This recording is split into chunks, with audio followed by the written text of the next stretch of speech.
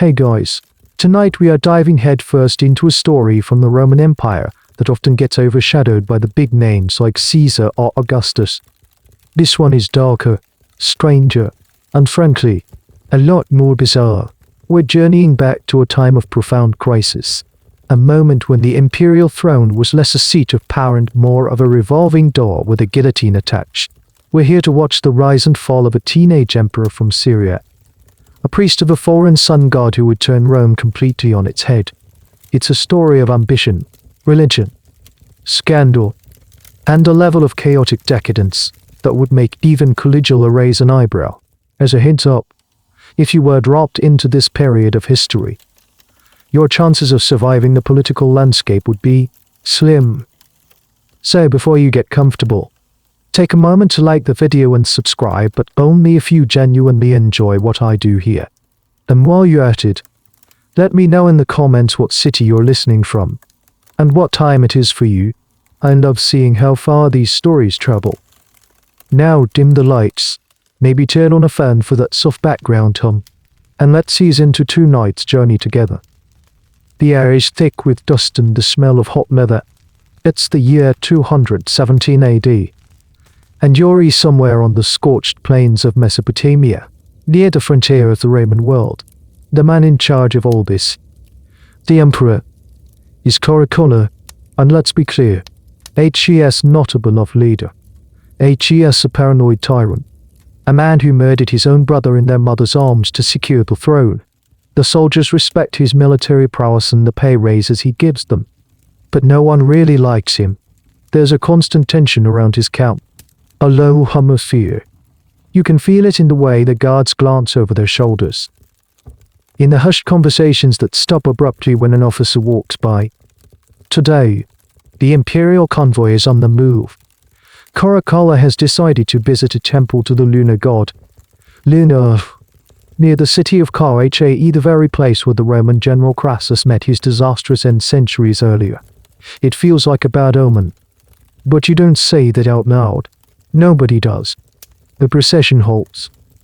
The emperor needs to relieve himself. He dismounts, handing his horse's reins to a guard, and walks a short distance away from the road, accompanied by only a few bodyguards who keep a respectful distance. This is it. A moment of supreme vulnerability. The absolute ruler of the known world, exposed and alone for just a few seconds. Suddenly, you see a blur of motion. A soldier, one of the emperor's own personal cavalrymen, breaks from the ranks.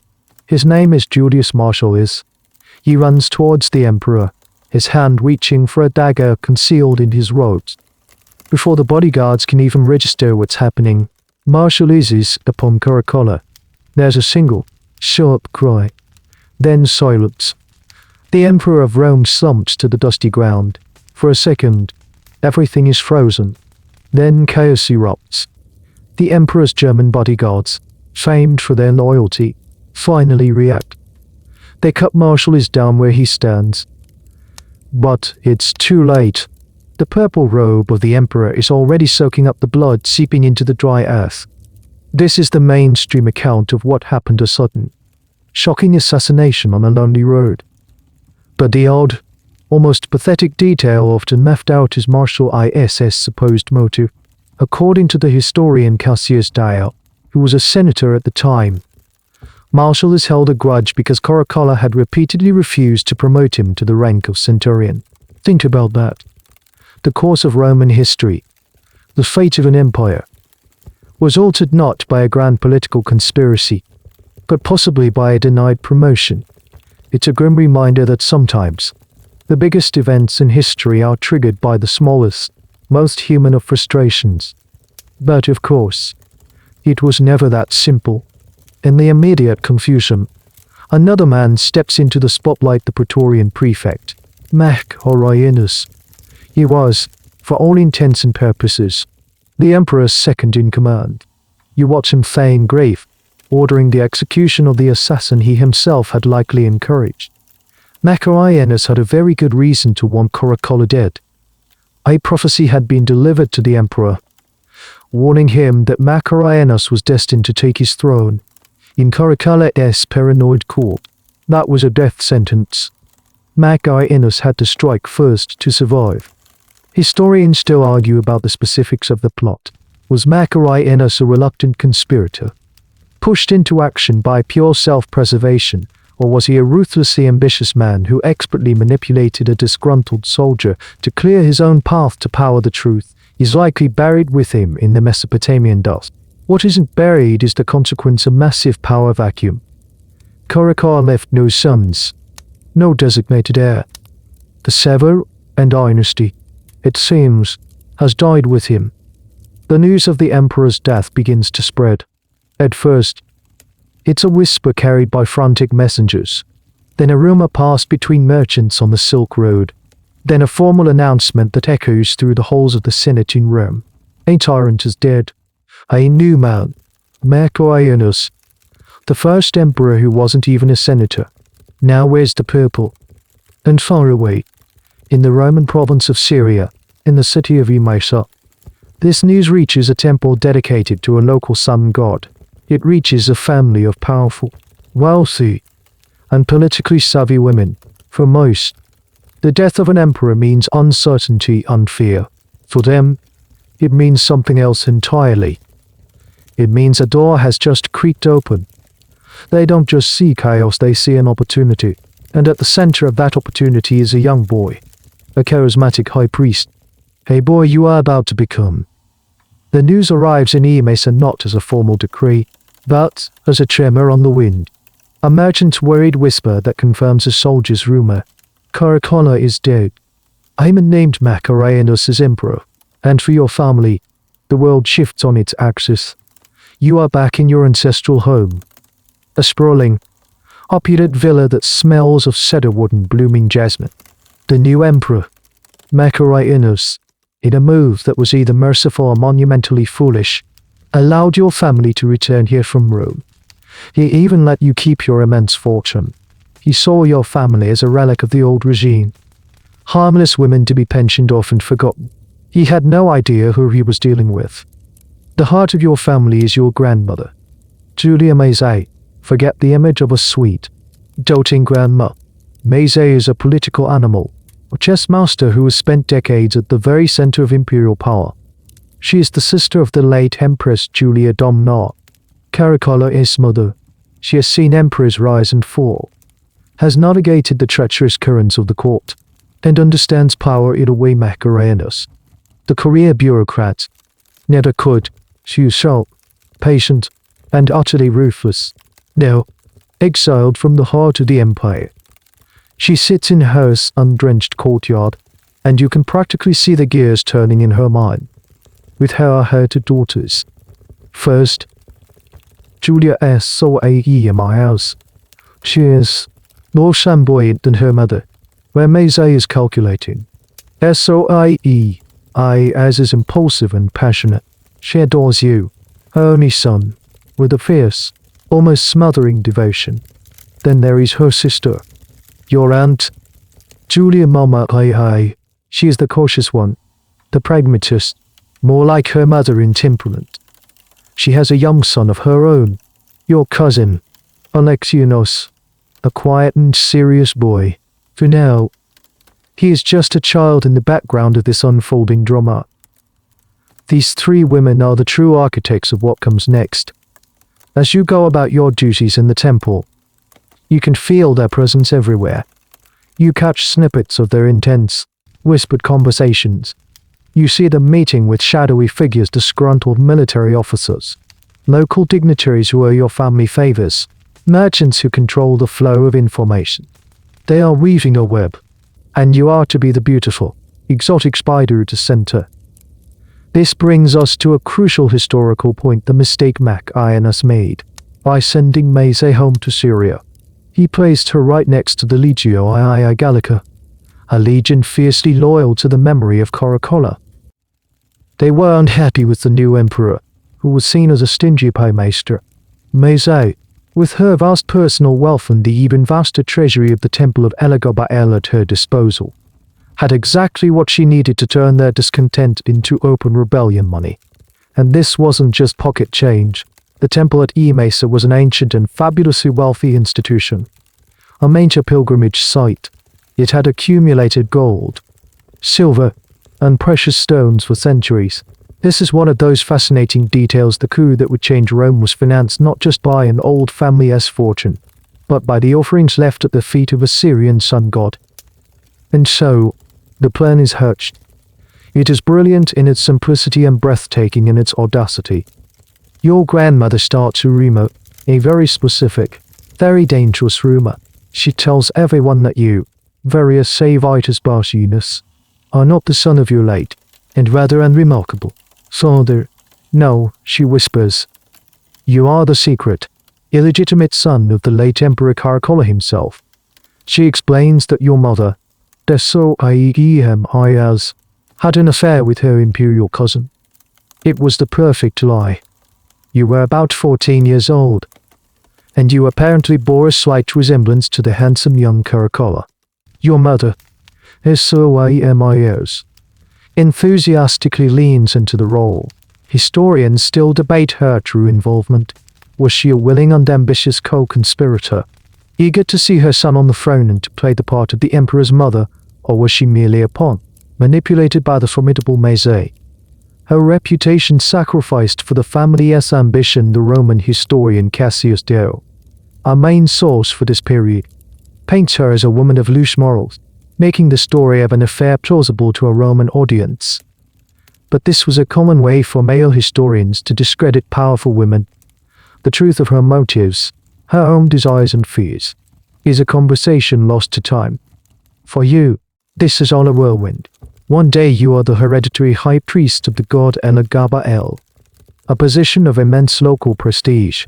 Your life is a cycle of sacred rites, of wearing elaborate silken jeweled vestments, of dancing to the sound of flutes and drums before the holy black stone that represents your god.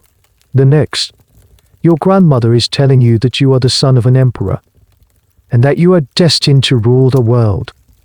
You are the key to the whole scheme. Your exotic charm, your priestly charisma, and your supposed bloodline are the bait.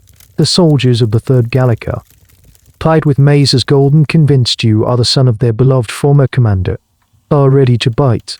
The stage is set. One night, under the cover of darkness, your mother and grandmother smuggle you out of the city and into the legion's camp. The future of Rome is about to be placed on the shoulders of a 14-year-old boy who, until now, was more concerned with incessant divine prophecy than with legions and laws. Before we go any further, let's zoom in on you. Let's really take a look at who you are before this political hurricane sweeps you up. You are not a Roman boy. Not really. You were born and raised in Emesa, a bustling city in the Roman province of Syria. It's a crossroads of cultures, a place where Roman military standards stand not far from ancient temples, where merchants hawk goods from Persia and India, and where the air hums with Aramaic, Greek, and Latin. This multicultural melting pot is the world that shaped you. Your official name is Savitus Barcinus, a mouthful of Roman-sounding names that connect you to your prominent family, but your true identity, the one that defines your daily life, is your role as the hereditary high priest of the god Elagabalus. This isn't just a title, it's your entire existence. The position has been passed down through your family for generations. From the moment you could walk, you were being prepared for this. Your home is essentially an extension of the temple, a grand, ornate complex dedicated to this powerful local deity. So who is this god? Elagabalus in Rome. They worship gods who look like idealized humans: Jupiter with his beard and thunderbolt, Venus with her perfect form. Your god is different. Elagabalus is not represented by a statue, the most sacred object in your temple.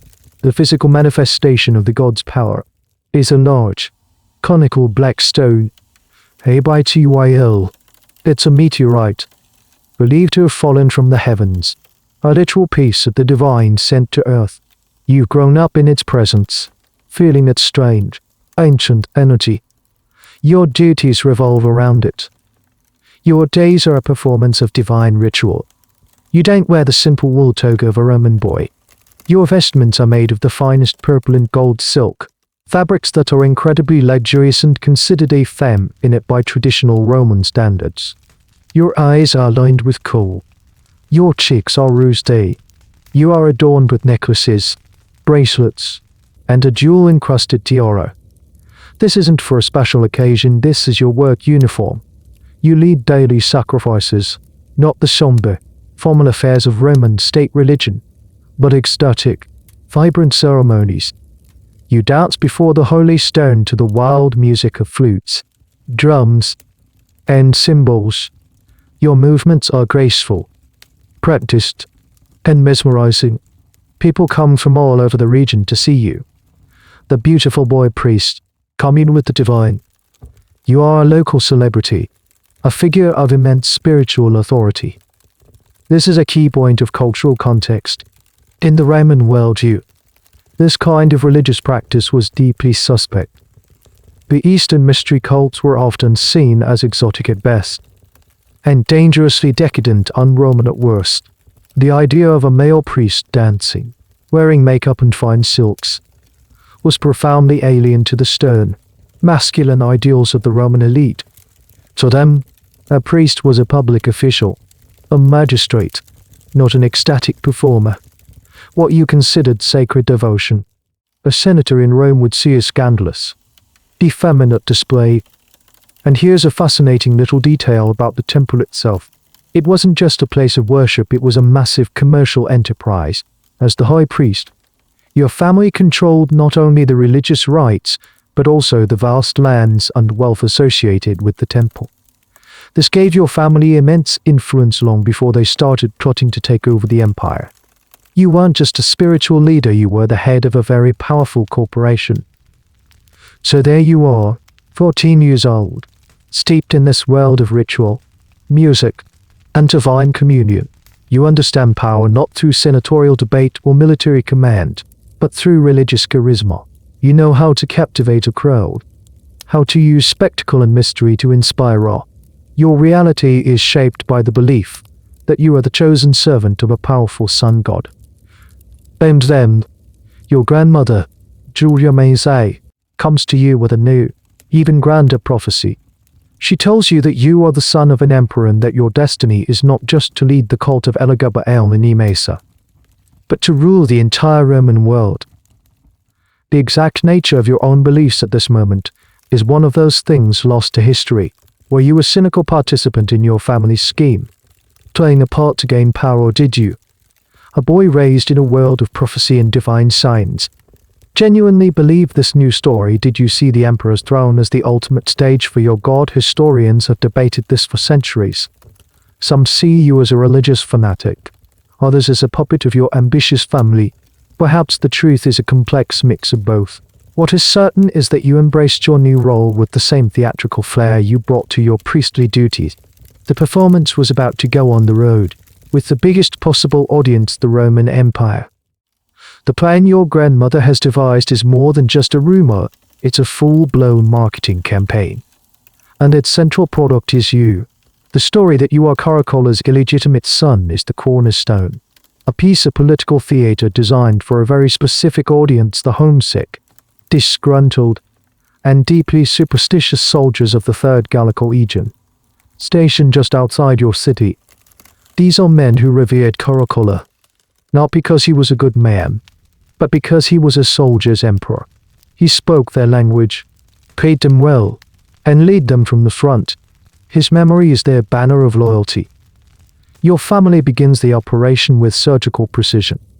It starts with your grandmother, Julia Maizay. Leveraging her connections, she sends agents, loyal servants, and old friends into the military camp. They don't arrive with grand pronouncements. They come with gifts, not just whispers of your true parentage. That cold, hard curse. This is the first rule of Roman imperial politics: loyalty is expensive. Maizay opens her legendary family coffers and the even deeper pockets of the temple of Elagabalus.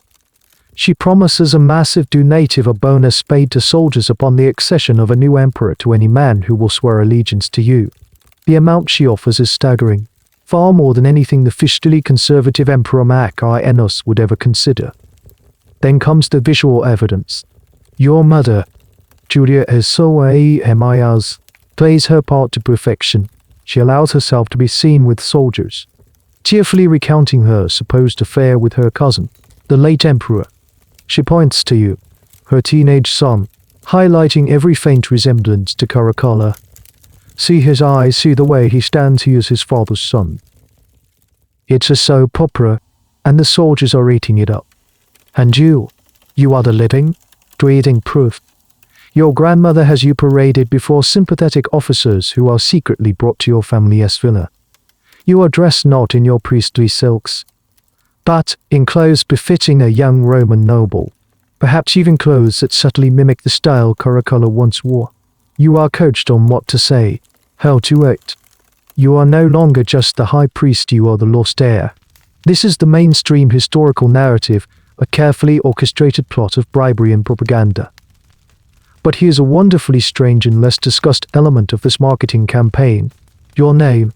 Your birth name was Varius Avitus Bassianus. The Bassianus part was key, as it was also one of Caracalla's names. This was the name your family emphasized to the soldiers, but to seal the deal, you were also given a new name, Marcus Aurelius Antoninus. This was a stroke of marketing genius. It was the same name Caracalla had used, which he himself had adopted to link his family to the revered Antonine dynasty of the previous century, the era of good emperors like Marcus Aurelius. So your new name wasn't just connecting you to Caracalla, it was a packaged lie, wrapping you in layers of dynastic legitimacy. You were being presented as the heir to not one, but to beloved imperial lines. It was like a new product being launched with the branding of two other trusted, successful brands. The night of May 16th, 218 AD, is the climax of this meticulously planned first act. Your grandmother determines that the time is right. The soldiers are primed, their loyalty button paid for. Under the cloak of darkness, you and your mother and grandmother are spirited away from your villa. You're taken to the legionary camp at Roffa-Nea. It's a tense, secretive journey. You are dressed in purple, the imperial color. As dawn breaks, you are presented to the assembled legion. Ganwayus, your mother's lover and your personal tutor, gives a rousing speech. He points to you, this beautiful, charismatic teenager, and declares you the true son of Caracalla, the rightful emperor. He reminds them of the glory days under your father and, most importantly, of the gold they had been promised. The soldiers, fueled by a mix of genuine sentiment, superstition, and greed, erupt in cheers. They lift you onto their shoulders, proclaiming you emperor. They salute you not by your Syrian name, but as Marcus Aurelius Antoninus, the name that tastes of gold and glory. The lie has become reality. In a single morning, you have gone from being a provincial priest to a declared emperor of Rome, a rival to the ruling Macarianus. Of course, the question of your true parentage remains a subject of intense academic debate. Was there any truth to the rumor? Most modern historians believe it was a complete fabrication, a brilliant piece of political maneuvering by Julia Mazzei, but a few dissenting voices argue that, given the notoriously intertwined and often scandalous nature of the Severan family, it's not entirely impossible. We will likely never know for sure. What we do know is that the lie worked. It was a golden key that unlocked the gates of a legionary camp, and in doing so, it unlocked the path to Rome. The first step was a success. But now comes the hard part, defending your claim against a reigning emperor who has legions of his own. The moment the soldiers of the Third Gallica hoist you onto their shoulders, the world shrinks to a single, terrifying point of no return. You are no longer a high priest playing a part, you are a usurper. There is no going back to the temple, no quiet retreat if this fails. The only outcomes now are the throne or a gruesome death. Your rival, the sitting Emperor Macarianus, is in Antioch, not far from your camp. The news of your rebellion travels fast, carried on the lips of frantic messengers. Macarianus, who had dismissed your family as a harmless relic, is now faced with an existential threat. His first reaction is a mix of disbelief and contempt. He reportedly scoffs at the idea that the soldiers have proclaimed a silly boy emperor. In his dispatches to the Senate in Rome, he dismisses you with a litany of insults, calling you the Assyrian and mocking your priestly duties. This was a critical mistake. By focusing on your foreigners and your un-Roman religious practices, he underestimates the power of the two things that truly matter: the name of Caligula and the gold of Julia Mazzei. Macarianus sends a force under his Praetorian prefect, Ulpius Julianus, to crush your nascent rebellion. This is your first test. You are a 14-year-old priest. You have no military experience. You've commanded dancers and acolytes, not soldiers. This is where your family's foresight proves crucial. The de facto commander of your forces is Gamys, your tutor and your mother's lover. He may not have been a formal general, but he was a capable and charismatic leader who knew how to inspire the troops. When Julianus's forces arrive, something remarkable happens. Instead of a battle, there's a negotiation. Your soldiers, loyal to you, and Julianus's soldiers, who were also formerly loyal to Caligula, essentially start talking to each other over the ramparts. Your men show off the gold they've received. They speak of you as Caligula's son. And then, your grandmother, Julia Mazzei, plays her masterstroke. She has portraits of you, looking regal and vaguely like Caligula, shown to the opposing troops. The sight of your face, combined with the promise of an even bigger payday, is enough. Julianus men mutiny. They kill their commander and declare their allegiance to you. You've won your first military engagement without a single sword being drawn on your behalf.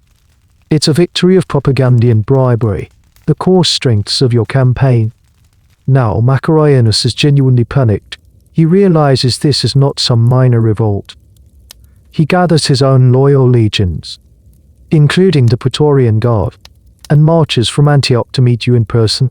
The final confrontation takes place on June 8, 218 AD. Near a small village just outside Antioch. The battle begins, and at first, it goes badly for you. Macarianus's Praetorian Guard are elite, battle-hardened troops. They are disciplined and they push your less organized legionaries back. Your forces begin to waver. For a moment, it looks like the entire enterprise is about to collapse. This is the moment of truth, and this is where your mother and grandmother do something straight out of an epic poem. Seeing their soldiers begin to flee, Julia Soadem and Julia Mazzei leap from their chariots. They run into the heart of the fray, right into the line of retreating soldiers. They plead, they cry, they shame them. They grab the bridles of horses and physically block the path of fleeing men. Cassius Dio, our main source, paints a vivid picture of these two noble women, their fine clothes covered in dust, risking their lives to rally their army. Their sheer audacity and courage turn the tide. Inspired by their example, the wavering soldiers regroup and hold their ground. The battle becomes a brutal slog. Meanwhile, Macarianus makes another fatal error. Believing the battle is won, or perhaps losing his nerve, he flees the field. He shaves his head and beard, disguises himself as a common courier, and attempts to escape back to Rome. This is the ultimate act of cowardice for a Roman commander. The moment his own troops realize their emperor has abandoned them, their will to fight evaporates. They surrender. You have won. The reigning emperor is a fugitive. Your path to the throne is clear, but your journey to Rome is just beginning. And it's going to be a very, very long one. It takes you almost a full year to travel from Syria to the capital city. This delay is a curious historical footnote. Normally, a new emperor would rush to Rome to consolidate his power, but you are in no hurry. Your journey becomes less of a march to power and more of a grand, theatrical, religious procession. Along the way, you send a striking piece of propaganda ahead to Rome. You commission a large painting of yourself. It depicts you in your full, magnificent priestly regalia, the silks, the jewels, the makeup standing next to a flaming altar. You order this painting to be hung in the Senate House, placed directly above the statue of Victoria. the goddess of victory. The message is clear and shocking to the Roman elite: a new kind of power and a new god are coming to Rome, and you are not going to compromise. The Romans are being introduced to their new emperor, not as a general or a statesman, but as a flamboyant priest of a foreign deity. The culture clash is about to begin in earnest. Historians still debate the wisdom of this move. Was it a naive act of a boy who didn't understand Roman sensibilities, or was it a deliberate, provocative statement of intent? A sign that you plan to remake Rome in your own image. Either way, the Senate in Rome looked at that painting with a mixture of fear, bewilderment, and deep foreboding. Your year-long journey from Antioch to Rome is finally over. The year is 219 AD. As you make your grand entrance into the city, you are not alone. You are accompanied by a procession unlike any Rome has ever seen. There are the usual elements. Of course, legionary soldiers, Praetorian guards who have sworn allegiance to their new teenage paymaster, and your family, your mother as Boai as and grandmother Maze, now the revered matriarchs of the new dynasty. But at the heart of this procession is the true guest of honor, the real power you are bringing to the city. It's your god, Elagabalus, carried reverently in a chariot drawn by magnificent white horses. And remember, your god is not a majestic statue of a human figure. It's the conical black stone from the temple in Emesa. To the people of Rome lining the streets, this is utterly bizarre. They are used to gods carved from marble and bronze, anthropomorphic deities they can understand. What they see now is a lump of rock, albeit one housed in a gilded, jewel-encrusted carriage, being treated with the reverence usually reserved for Jupiter himself. You ride behind it, not in the simple purple-bordered toga of a victorious general, but in your full priestly attire, the silks, the cool-lined eyes, the priceless jewelry. It's a spectacle of foreign luxury and exotic religion. The initial reaction of the Roman populace is likely one of stunned silence. A collective "what are we looking at?" This entrance immediately establishes the central conflict of your reign. You haven't come to Rome to be a Roman emperor. You have come to Rome to be the high priest of Elagabalus, and you've brought your god along to his new home. You see Rome not as a center of the world, but as the new, most prestigious parish for your deity. The city's traditions, its centuries-old religious customs, its very identity, these are all secondary to your divine mission. One of your first projects is to build a suitable home for your god. You select a spot on the northeast corner of the Palatine Hill, the most desirable real estate in the city, the hill where emperors themselves lived. There you begin construction of a magnificent new temple, which you call the Elagabalus. This wasn't some minor shrine, it was a massive, opulent structure, designed to be the new center of the Roman religious world. And to consecrate it, you do something that deeply horrifies the traditionalists. You transfer the most sacred objects of Roman religion to your new temple. This is a major historical point. You didn't just add a new god to the pantheon, you tried to subordinate all the other gods to him. You moved the eternal flame of Vesta, the sacred shields of Mars, the Palladium, a statue of Pallas Athena said to have been rescued from Troy, and other holy relics into the Elagabalus. Your plan was to create a religious syncretist, a fusion of all faiths, Roman, Jewish, Christian. It didn't matter, with Elagabalus at the very top. In your mind, you were unifying the empire's spiritual life. In the minds of the Romans, you were committing an act of profound sacrilege. You were taking their most revered symbols, the very anchors of their identity, and making them play second fiddle to a Syrian rock. And here's a quirky detail that illustrates the culture clash perfectly: the black stone itself. You insisted that it received the best of everything. According to the historian Herodian, the stone was carried in a special chariot, and you would run backwards in front of it, facing the god, for the entire length of a procession. To ensure no one turned their back on the deity, imagine the scene: the emperor of Rome, jogging backwards up the Capitoline hill, his eyes fixed on a meteorite. For you, this was an act of supreme devotion. For a Roman senator watching from the sidelines, It was undignified, ridiculous, and deeply unnerving. The question of your motivation here is a source of ongoing debate. Was this the act of a genuine religious visionary? A teenager trying to create a universal religion for a universal empire? Some historians have floated this idea, suggesting you were a kind of proto-monotheist, a theological innovator ahead of your time. Or was it simply the arrogance of a boy who had been given absolute power and had no understanding or respect for the culture he was supposed to lead? Was it a calculated political move to supplant the old Roman aristocracy as power, which was deeply tied to the traditional priesthood? By creating a new religious center that you alone controlled? The answer is probably a mix of all these things. What is undeniable is that from the moment you and your God arrived, you put Rome on notice. The old ways were over. The era of the sun god had begun, whether the Romans liked it or not. You are now the master of Rome, and your official residence is the sprawling, chaotic, and unimaginably luxurious imperial palace complex on the Palatine Hill. This is the nerve center of the empire, a city within a city, filled with courtiers, slaves, bureaucrats, and praetorian guards. It's the place where Augustus lived simply under mission, built grandly, where generations of emperors have walked, crossed, and died, and as its new occupant, you immediately began to remake it in your own image. Your priorities, however, are not what a typical emperor's would be. You show little interest in the tedious work of governing, reviewing legal cases, meeting with senators, planning infrastructure projects. These things bore you.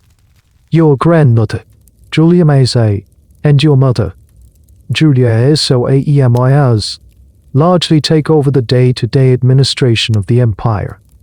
They meet with officials, sign documents, and try to keep the machinery of the state from grinding to a halt. This in itself is a scandal. While powerful imperial women were nothing new, they had always operated behind the scenes. Your mother and grandmother are the first women to be officially admitted into the Senate House, a move that shatters centuries of tradition and deeply offends the male Roman elite. While they handle the paperwork, you focus on what you consider the truly important work, transforming the Palatine Hill into a sanctuary for your god and a stage for your own theatrical existence. The construction of the Elagabalus is your primary obsession, but your influence seeps into every corner of the palace. You redecorate with a lavishness that is considered excessive even by Roman standards.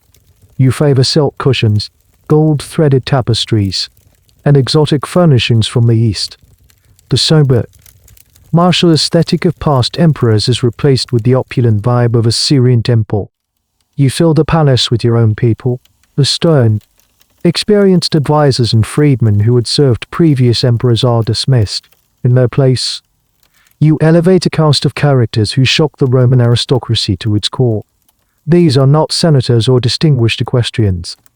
They are actors, dancers, cariteurs, and athletes, people from the entertainment world, whom you admire for their beauty and charisma. The most prominent among them is a handsome chariot driver from Caria named Heracles, who becomes your lover and your most trusted confidant. You are so infatuated with him that you reportedly refer to him as your husband and delight in being called his queen. This is a critical point that needs some unpacking. Roman society was complex when it came to same-sex relationships. It wasn't the relationship itself that was necessarily scandalous, especially with a younger partner of lower status. The scandal came from the power dynamic. A Roman nobleman was expected to be the dominant partner. For you, the emperor, to publicly take on a submissive role. To want to be the wife of a chariot driver, a profession considered glamorous, but also low class, was a complete inversion of the social order. It was seen as a sign of profound moral and personal weakness. And here's a bizarre, almost comical detail from the historian Cassius Dio that captures the atmosphere of your court. He claims you had a habit of playing pranks on your dinner guests. You would seat them on inflatable cushions that would slowly deflate during the meal, causing them to slide under the table. You would serve them meals made of glass or ivory, realistic-looking food that was completely inedible. While these stories are almost certainly exaggerated by your political enemies, They paint a picture of a court that had descended into a kind of surreal, adolescent chaos. It wasn't a place of serious governance, it was your personal playground. Historians are still trying to sort through the propaganda to understand the reality of your court. Were your appointments really based solely on looks and charm? Or were these men more capable than the hostile sources admit? For example, your Praetorian prefect was a man named Carmazion, who had started his career as a dancer and actor. This was scandalous. But Carmazion had also been a military commander who supported you in Syria and proved to be a loyal and effective, if ruthless, administrator.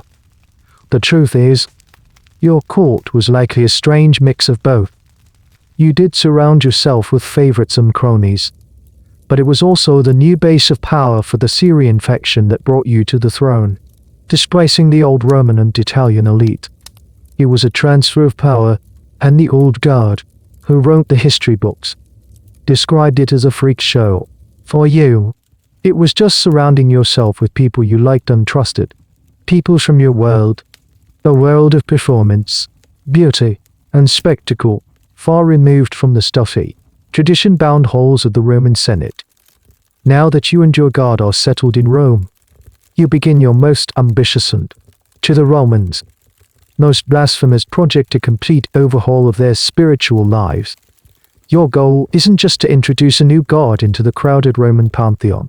That happened all the time. Rome was a religious sponge, absorbing deities like Isis from Egypt and Mithras from Persia. Your plan is far more radical. You want to make your god, Elagabalus, the supreme deity of the Roman Empire, placing him above all others, including the king of the gods himself, Jupiter Optimus Maximus. This is a theological earthquake. For over 1,000 years, Roman identity had been inextricably linked to a specific divine hierarchy. Jupiter, Juno, and Minerva, the Capitoline triad, were the divine protectors of the state. The emperor himself was the Pontifex Maximus, the chief priest of the state religion. It was a system built on tradition, a mos maiorum, the way of the ancestors. It was the spiritual bedrock of the empire. And you, a 15-year-old from Syria, have decided to dynamite that bedrock.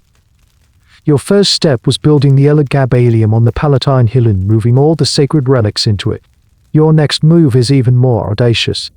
You declare that no other god can be worshipped in Rome unless it is in connection with Elagabalus. You are effectively attempting to create a form of henotheism, where many gods may exist, but only one is worthy of supreme worship. You force the senators, the highest and most respected men in Rome, to attend your daily rites at the Elagabalus. Imagine the scene. A group of stern, elderly Roman patricians, men who have held the highest offices of state and commanded legions, are now required to show up at dawn to watch you. A teenager in silk robes and makeup dance ecstatically before a black meteorite. They have to listen to the clash of cymbals and the wail of flutes, music they consider barbaric. They have to witness sacrifices that, while involving the usual animals like bulls and sheep, are performed with a foreign choreography and fervor that makes them deeply uncomfortable. The historian Herodian claims that you even performed human sacrifices, using children of noble families. This is almost certainly hostile propaganda. It was a standard accusation leveled against foreign cults, but the fact that people were willing to believe it shows how alien and terrifying your religion seemed to them. One of the strangest and most symbolic acts of this religious revolution was the divine marriage you arranged. A god needed a consort, and if Elagabalus was to be the supreme god, he needed a wife of appropriate stature. You initially marry your god to the goddess Pallas Athena, whose sacred statue, the Palladium, you had moved to your temple, but you quickly decide this is a poor match. Athena is a warrior goddess. You reason, and it would be unseemly for her to be married to your god of peace and light. This is a fascinating tidbit, as it gives us a glimpse into your own theological reasoning. You are actively thinking about the personalities and compatibility of these divine beings. So you annul the divine marriage. Instead, you arrange a new wedding. You transport the sacred statue of the Carthaginian goddess, and it known to the Romans as Caelestis or Urania, all the way from her ancient temple in Carthage to Rome. This was a massive undertaking. The statue was ancient and deeply revered in North Africa. You marry her to Elagabalus in a magnificent public ceremony. The entire city is forced to celebrate this divine union, and vast sums of money are taken from the public treasury to pay for the dowry and the festivities. For the Romans, this is a double insult. Not only are you sidelining their own gods, but you are elevating a goddess associated with their ancient enemy, Carthage. The academic debate around this religious policy is intense.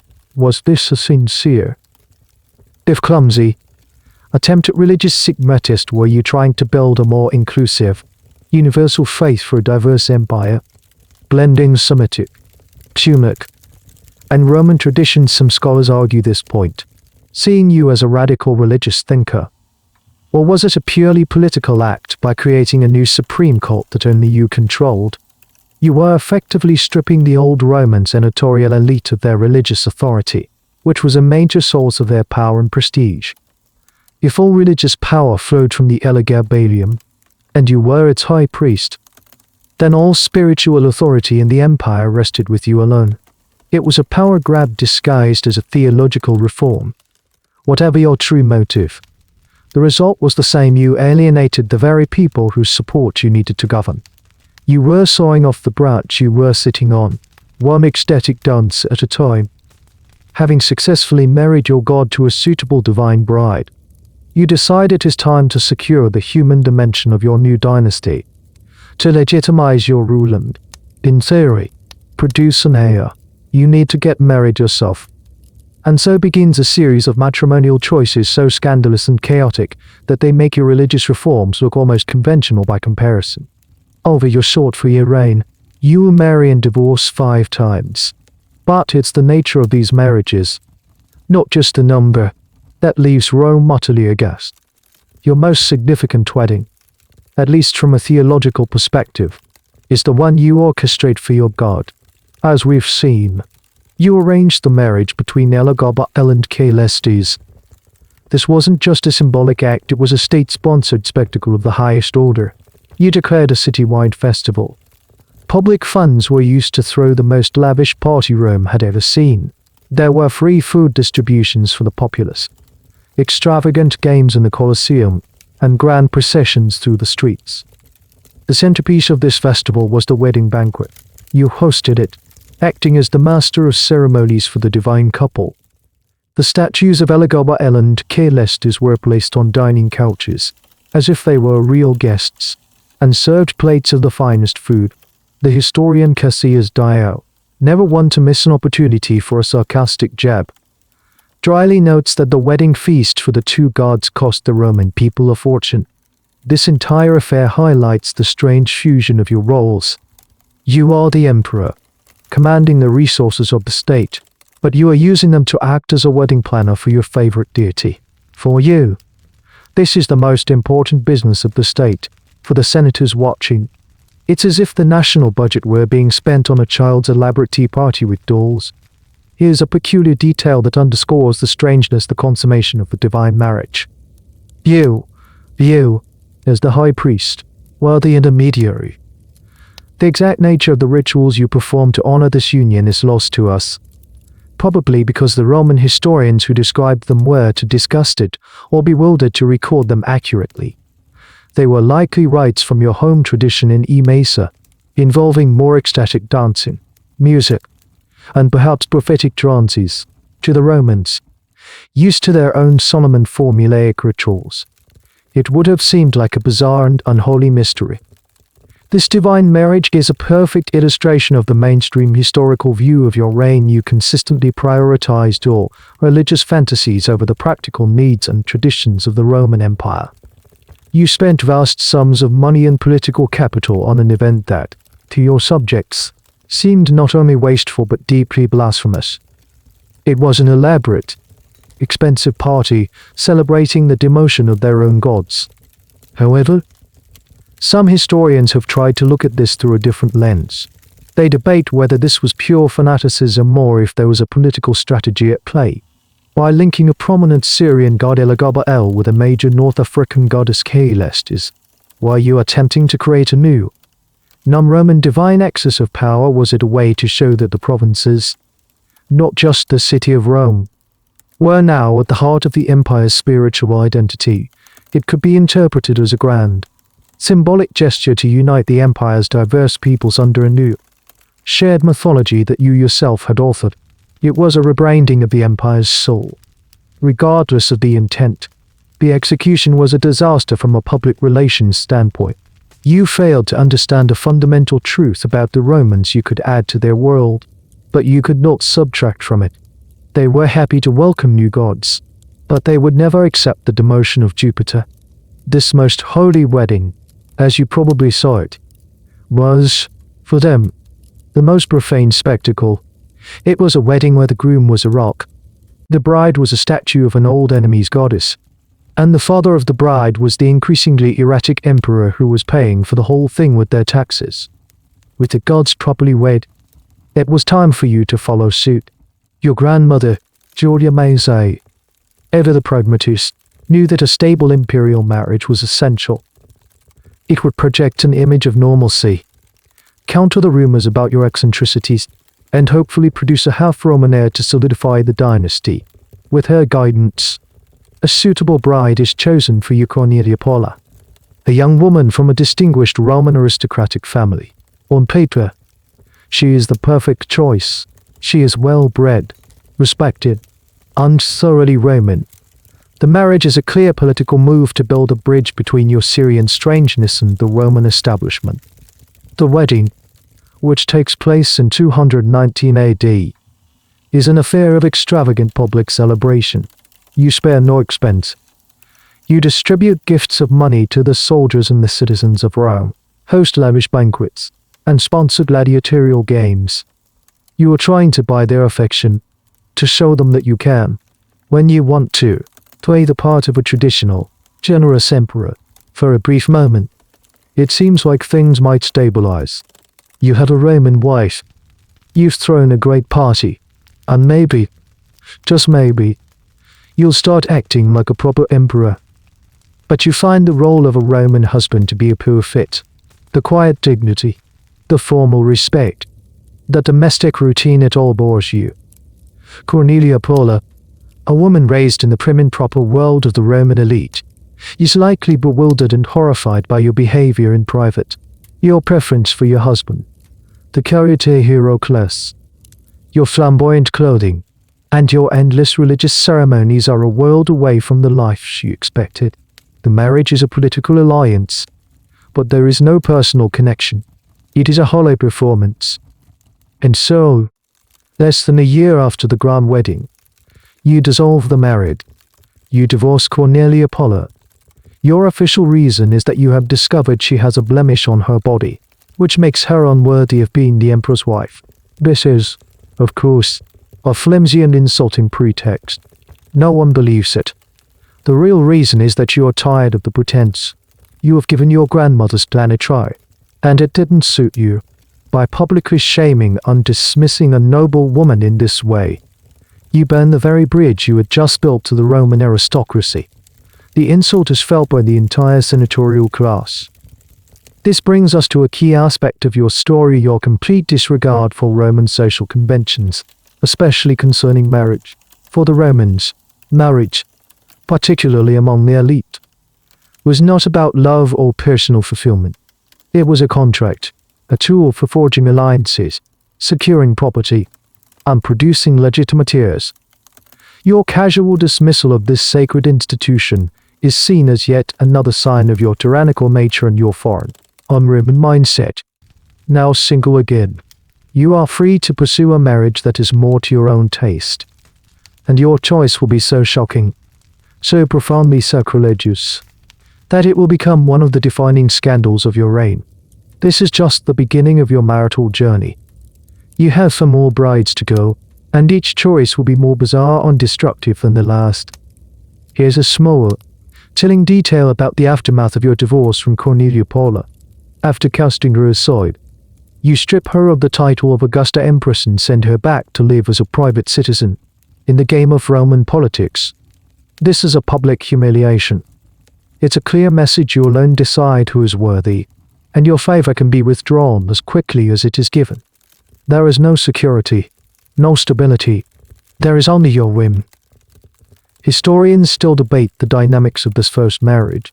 Was it doomed from the start by your own personality, or was it a more complex political failure? Perhaps your grandmother, Julia Mazzei, pushed for the marriage, but you and your mother, Julia Soaemias, who were more invested in the Syrian religious project, actively sabotaged it. Maybe you saw a traditional Roman wife as a threat to the influence of your mother and your lover, Heracles. The sources, written by senators who despised you, paint you as a flighty, cruel monster. But the reality might have been a power struggle within your own family, the pragmatist grandmother versus the religious fanatic mother and son. Whatever the internal politics, the external result was clear. Your first attempt at being a Roman husband was a spectacular failure, and it was only a prelude to an even greater transgression. Having disposed of your perfectly respectable Roman wife, Cornelia Paula, you are now free to choose a new bride, and your choice demonstrates a spectacular, almost theatrical, commitment to shattering every sacred taboo of Roman society. You decide to marry Aquilia Severa, and she is, by Roman law and religious doctrine, the single most unavailable woman in the entire empire. Why? Because she is a Vestal virgin. Let's pause to understand the gravity of this. The Vestal virgins were a cornerstone of Roman religion and identity. They were a college of 6 priestesses, chosen in childhood from noble families, who dedicated their lives to Vesta, the goddess of the hearth, home, and family. Their primary duty was to tend the sacred flame in the temple of Vesta, a fire that was believed to be intrinsically linked to the continued existence and security of Rome itself. If the flame went out, it was an omen of catastrophic disaster. To perform these sacred duties, the Vestales took a solemn vow of chastity for 30 years. This vow was the most sacred in Roman society. A Vestal who broke her vow was condemned to a terrifying death. She was sealed alive in an underground chamber with a small amount of food and water and left to die. Her male partner in the crime would be publicly flogged to death. This was not just a punishment, it was a religious purification, a way to cleanse the state of a profound pollution. The virginity of the Vestales was considered a magical shield that protected Rome. And you, the Emperor and Pontifex Maximus, the chief priest responsible for upholding these sacred laws, decide to marry one. Your justification for this act is, in its own way, perfectly logical if you accept your bizarre theological framework. You announce that it is only fitting for you, the high priest of the sun god, to marry a high priestess of Vesta. You frame it as a divine marriage on a human level. You claim that this union between a priest and a priestess would produce godlike children. This is your public relations spin, and it is a measure of how detached from Roman reality you have become. You genuinely seem to believe this is a brilliant, holy idea. To the Roman people and the Senate, this is the ultimate act of blasphemy. It's not just illegal, it's a direct assault on the spiritual foundations of the city. You are not just breaking a rule, you are deliberately smashing one of the holiest objects in the Roman temple of tradition. The outcry is immense, though muted by fear of your absolute power. People are genuinely terrified that this act will bring the wrath of the gods down upon Rome. They imagine the sacred flames sputtering, the walls of the city crumbling, all because of their emperor's sacrilegious desires. This marriage to Aquilia Severa is a defining moment of your reign. It crystallizes the view of you as a religious fanatic who is actively hostile to Roman traditions. It's a mainstream historical fact that is so outrageous it almost sounds like fiction. But it happened. You forced Aquilia Severa from the Atrium Vestae, the sacred house of the Vestales, and married her in a public ceremony. Here's a small, poignant detail to consider: the fate of Aquilia Severa herself.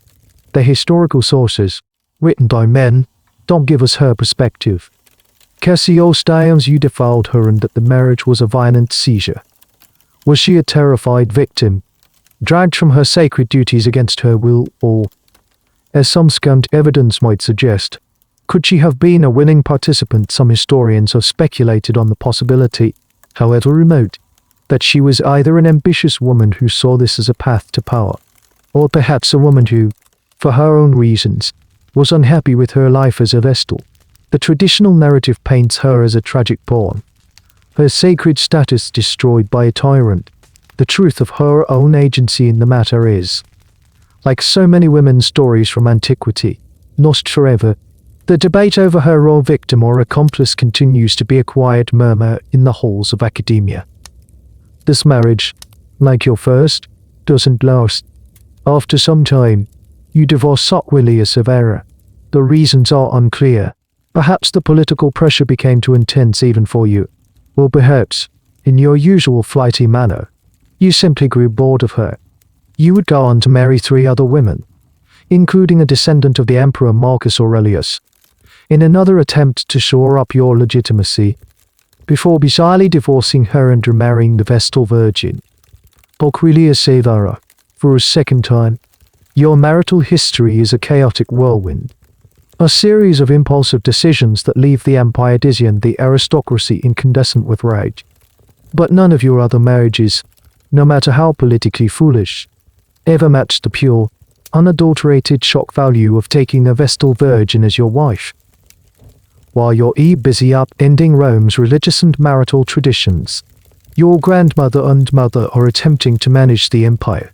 Julia Mazzei, the shrewd political operator, knows that power needs to be institutionalized, and in a move that is either a radical prot, a feminist experiment, or a stroke of public relations genius, or both, you establish what comes to be known as the Senacola Mulierum, or the Little Senate of Women. This is one of the most curious and debated episodes of your reign.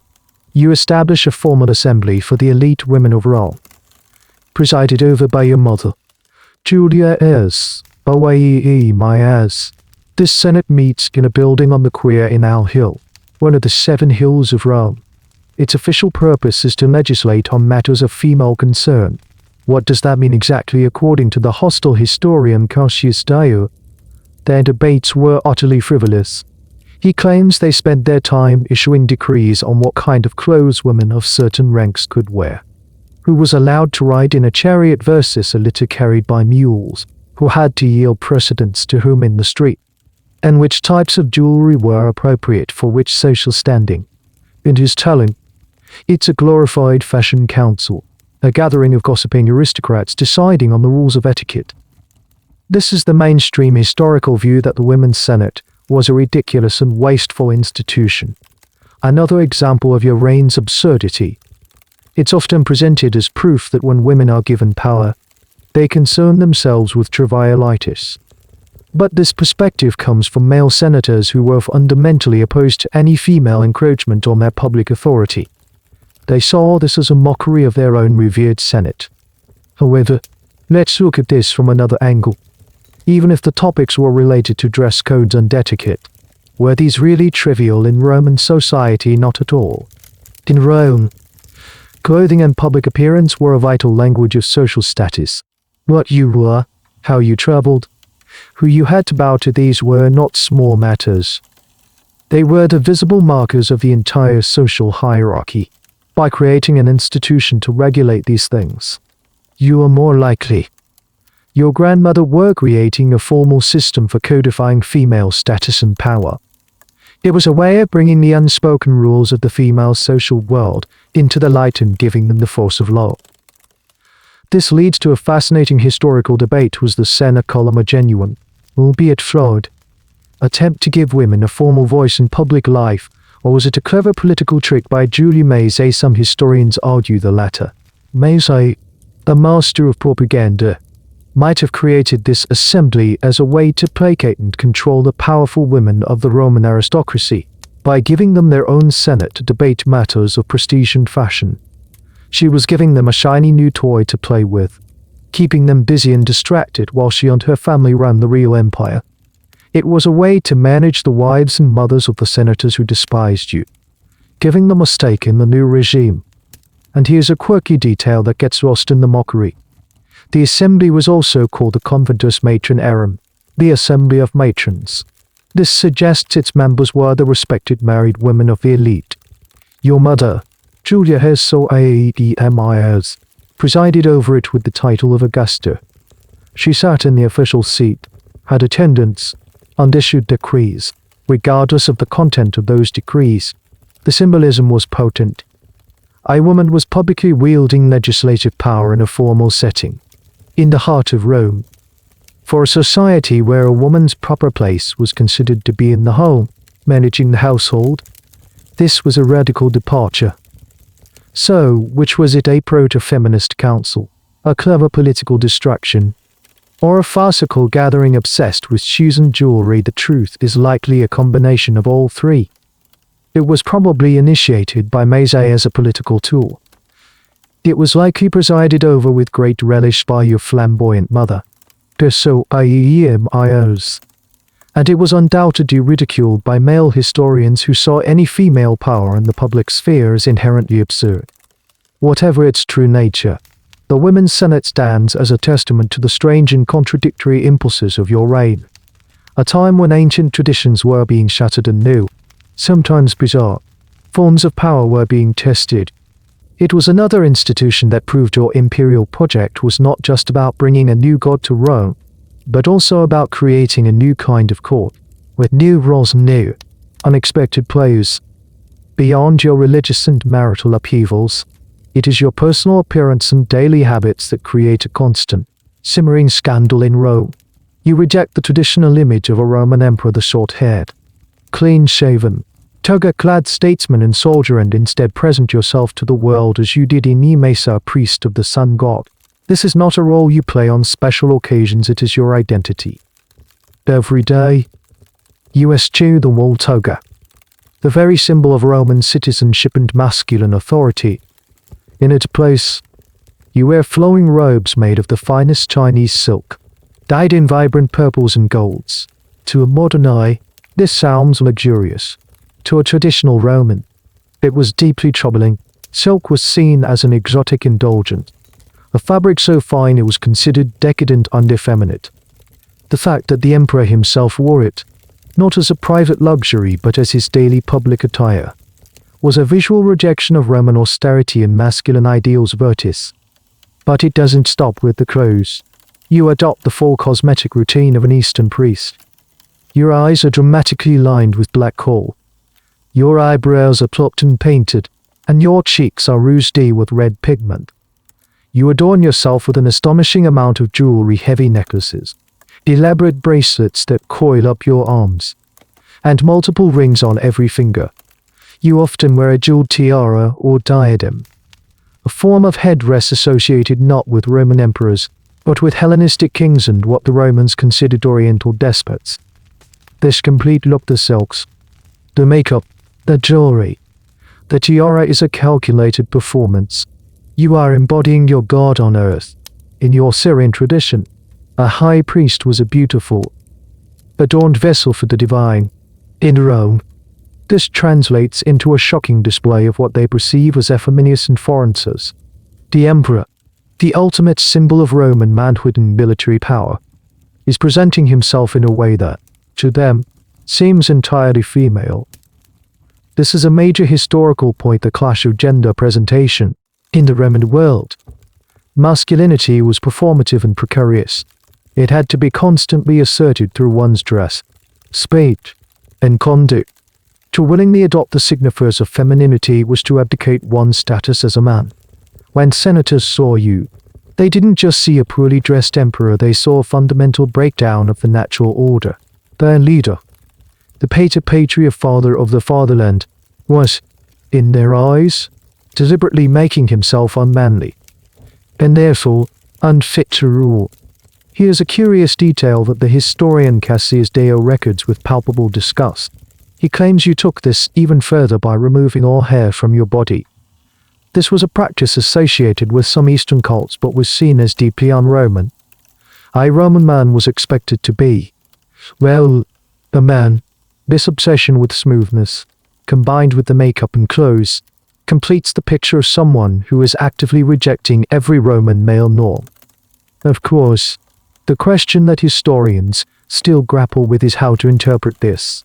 The ancient sources, written by your enemies, present this as clear evidence of your moral depravity and insanity. They use your appearance as a weapon, a shorthand for everything that is wrong with your reign. But some modern scholars offer a different perspective. They argue that you weren't simply being effeminate in a Roman context, you were being devoutly masculine in a Syrian religious context. You were performing the role of a goddess, a type of eunuch priest common in Eastern cults, who expressed their devotion through ecstatic ritual and by taking on a non-masculine identity to better serve a deity. Was your presentation a deeply personal expression of your own gender identity? Something that went far beyond religious ritual, or was it purely a religious performance? The uniform of your priestly office, which you refused to take off even after becoming emperor, the historical record, filtered as it is through hostile sources, makes it impossible to say for sure. We are left with the descriptions of your appearance, colored by the shock and horror of the men who wrote them down. They saw a painted emperor, a man in a silk dress. You likely saw a holy servant of the divine, arrayed in the glorious vestments of your faith. The tragedy of your reign is encapsulated in that gap of perception, a gap so wide that it could never be bridged. Every time you appeared in public, you were a walking, talking insult to the traditions of the empire you were supposed to lead. Your rejection of Roman masculine norms goes far beyond clothing and cosmetics.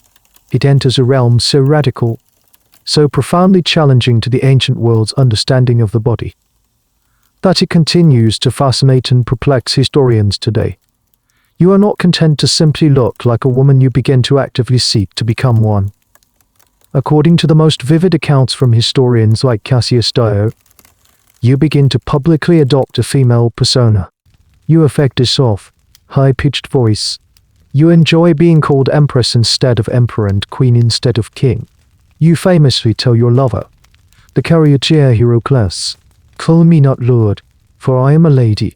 This public performance of a female identity is, in itself, a source of constant scandal and ridicule in Rome. The idea of the emperor, the supreme commander, wanting to be addressed as though mean a mistress is a joke to some and a terrifying sign of madness to others.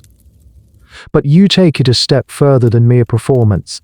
You become obsessed with the idea of physically transforming your body. You allegedly offer vast sums of money, a king's ransom, to any physician in the empire who can perform a surgery to give you female genitalia. This is, without question, one of the most astonishing claims made about any Roman emperor. In a world without modern surgery, anesthesia, or an understanding of hormonal biology, the very concept is almost fantastical. This is a major point of historical discussion and a frequent touchstone in modern discussions of your legacy. You are often cited as one of the earliest documented figures in Western history to express a desire for what we would now call gender-affirming surgery. Your quest for a new body is a profound expression of gender dysphoria, described by ancient writers who had no framework to understand it other than as extreme decadence or insanity. The details provided by Cassius Dio are graphic and likely exaggerated to shock his audience. He claims that, in the absence of a surgeon who could perform such a procedure, you consider castration for yourself to more closely resemble the eunuch priests of Eastern cults. Whether you actually went through with this is unconfirmed and highly debated.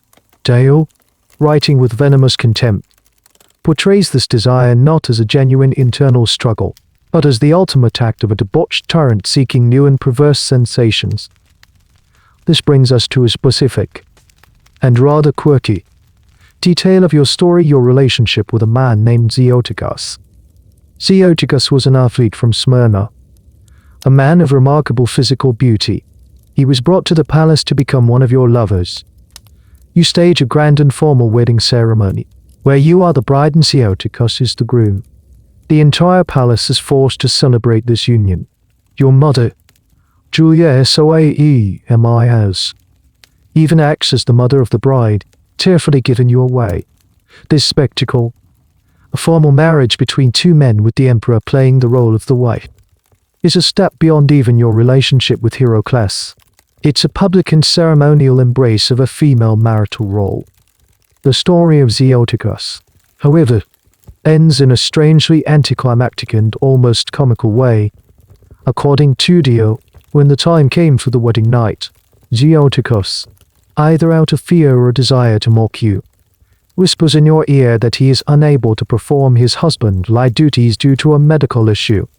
Enraged and feeling publicly humiliated, you have him immediately banished from the palace and from Italy. The grand marriage lasts less than a day. The scholarly debate around these events is complex. How much of Dio's account can we trust he was your contemporary, but also a senator who deeply despised you and everything you represented? Are his stories of your surgical requests and your marriages to men factual reports? Or are they vicious propaganda, designed to paint you as the ultimate other un-Roman, unmanly, and unnatural? Most historians agree that the accounts are likely based on a kernel of truth that has been grotesquely exaggerated. You almost certainly displayed behaviors and expressed desires that were radically gender non-conforming. You probably did have intense relationships with men like Heracles and Augustus and may have publicly referred to them as your husbands. The offer of a reward for surgery might be a hostile invention, but it could also reflect a genuine, if desperate, verbal wish you expressed. We are left trying to read between the lines of a hateful script. Were you a transgender woman, born in the wrong body in the wrong century? Were you a religious performer, taking the role of a eunuch priest to its most literal conclusion? Or were you simply an adolescent with absolute power, exploring your identity in the most public and provocative ways imaginable? The lack of any writing from you or your inner circle means we can never know for sure. You remain an enigma, a figure whose deep, personal struggles were recorded by his enemies as monstrous cartoons. While you are absorbed in your spiritual and personal transformations, the actual business of running the Roman Empire continues, or rather, it is delegated, and your choices of who to empower are, to the Roman elite, just as scandalous as your choice of gods and spouses. Power in Rome was meant to be in the hands of a specific class of men, senators with ancient lineages and equestrians with distinguished careers. You, however, prefer to hand the reins of government to the people you trust and admire, your lovers and court favorites. The most prominent of these is Heracles, the handsome blonde chariot driver from Caligula. You are utterly besotted with him, as we have seen. You call him your husband and delight in being called his wife. But this is not just a private affair. You grant Heracles immense influence over the state. He is given wealth, honors, and a level of access to the emperor that even the most senior senators can only dream of. He effectively becomes your chief advisor and gatekeeper. Anyone who wants to petition the emperor to ask for a promotion or a favor must first go through Heracles. He becomes, in essence, the emperor's all-powerful husband. For the Roman aristocracy, this is an infuriating and humiliating state of affairs. They, men of noble birth and great learning, are forced to bow and scrape before a man they consider to be little more than a low-born entertainer. Charioteer elsewhere like rock stars in Rome, adored by the masses but viewed by the elite as socially disreputable. To have one effectively running the palace is a slap in the face.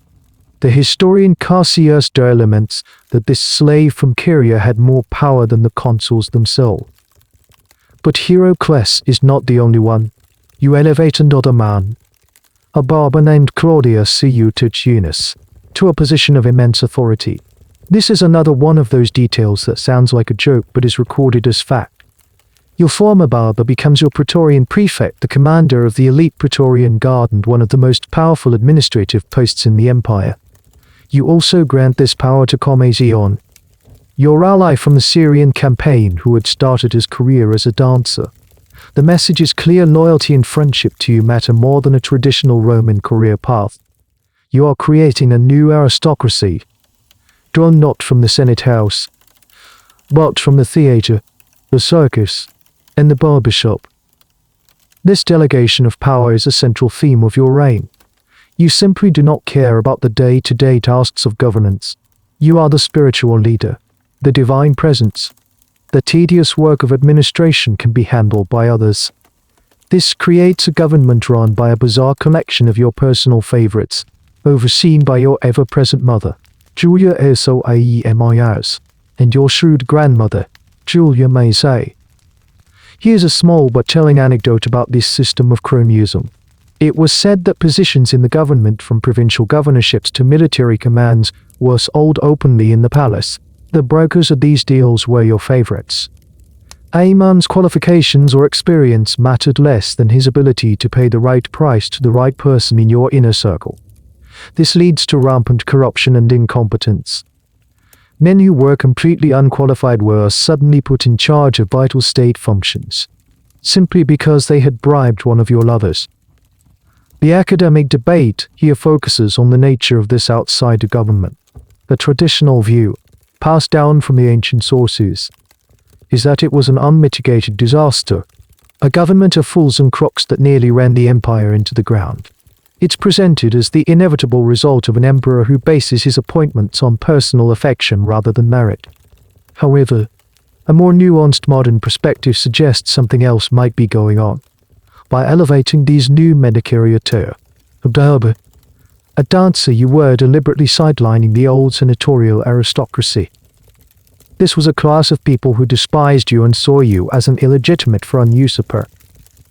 They were a threat.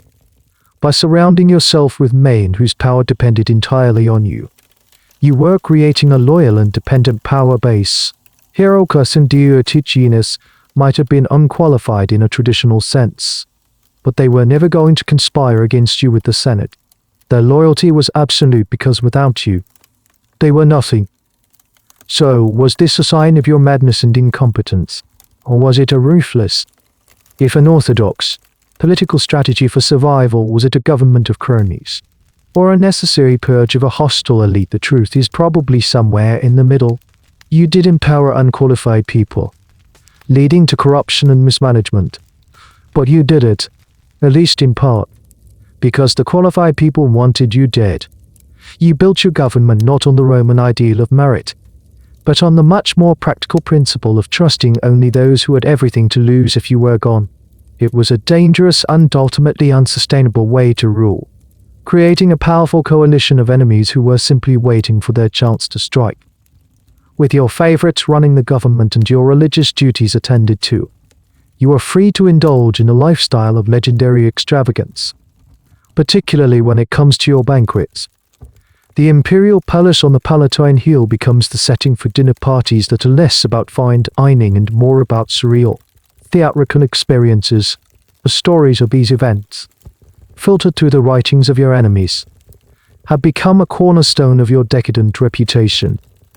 You take the Roman tradition of the lavish dinner party, the convivium, and push it to its absolute limits. These are not just meals, they are immersive, often bizarre, spectacles. For example, you are said to have hosted color-coded banquets. One day, the theme would be blue.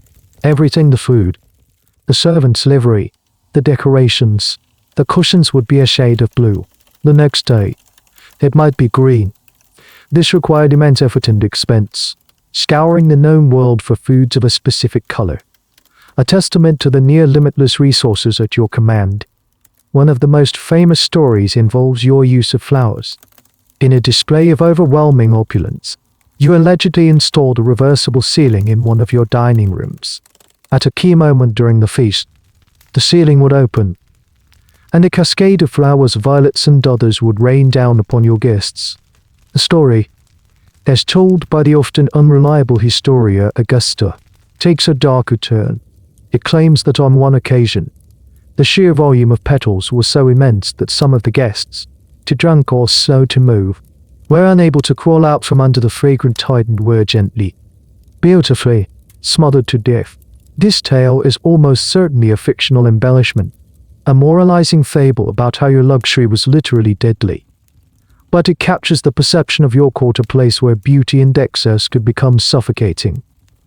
This brings us to a key historical point: the use of food as a tool of power and spectacle. Lavish banquets were a staple of Roman elite life, a way to display wealth and status. But you transformed them from a status symbol into a form of scurrilous art. You served your guests dishes designed to surprise and confuse. As mentioned before, There were the inedible foods made of glass or ivory. You might also serve a whole roasted pig, which, when cut open, would release a flock of live birds. Or you would present a dish containing the brains of 600 ostriches, a delicacy requiring mind-boggling expense and waste for a single course. And here's a quirky, specific detail that illustrates the sheer level of your whimsical tyranny at these parties. You would sometimes invite 8 bald men, or 8 one-eyed men, or 8 men with gout to a single dinner, seemingly for your own private amusement.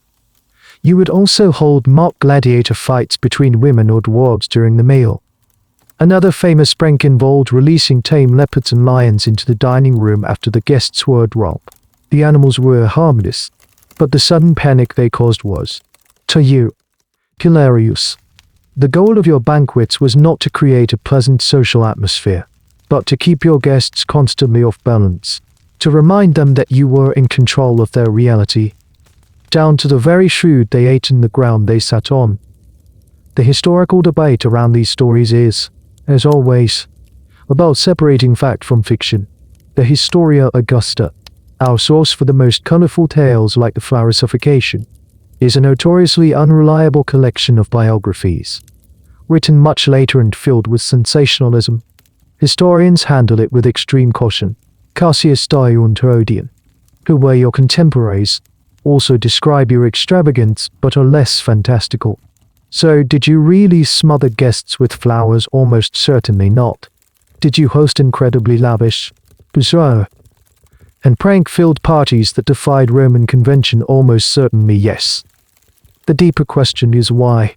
Was this just the behavior of a spoiled, cruel teenager with unlimited resources, or was there a political purpose to this madness? Some scholars argue that these bewildering events were a form of psychological control, by constantly surprising, confusing, and even terrifying your guests, the senators and elites. You were reinforcing your absolute power. You were showing them that you were unpredictable, that the normal rules of reality did not apply in your presence. It was a way of infantilizing them, turning the most powerful men in Rome into the butts of your practical jokes. In your court, a dinner invitation was not an honor, it was a summons to a bewildering and potentially humiliating ordeal. It was another way you demonstrated that this was your world, and they were just living in it.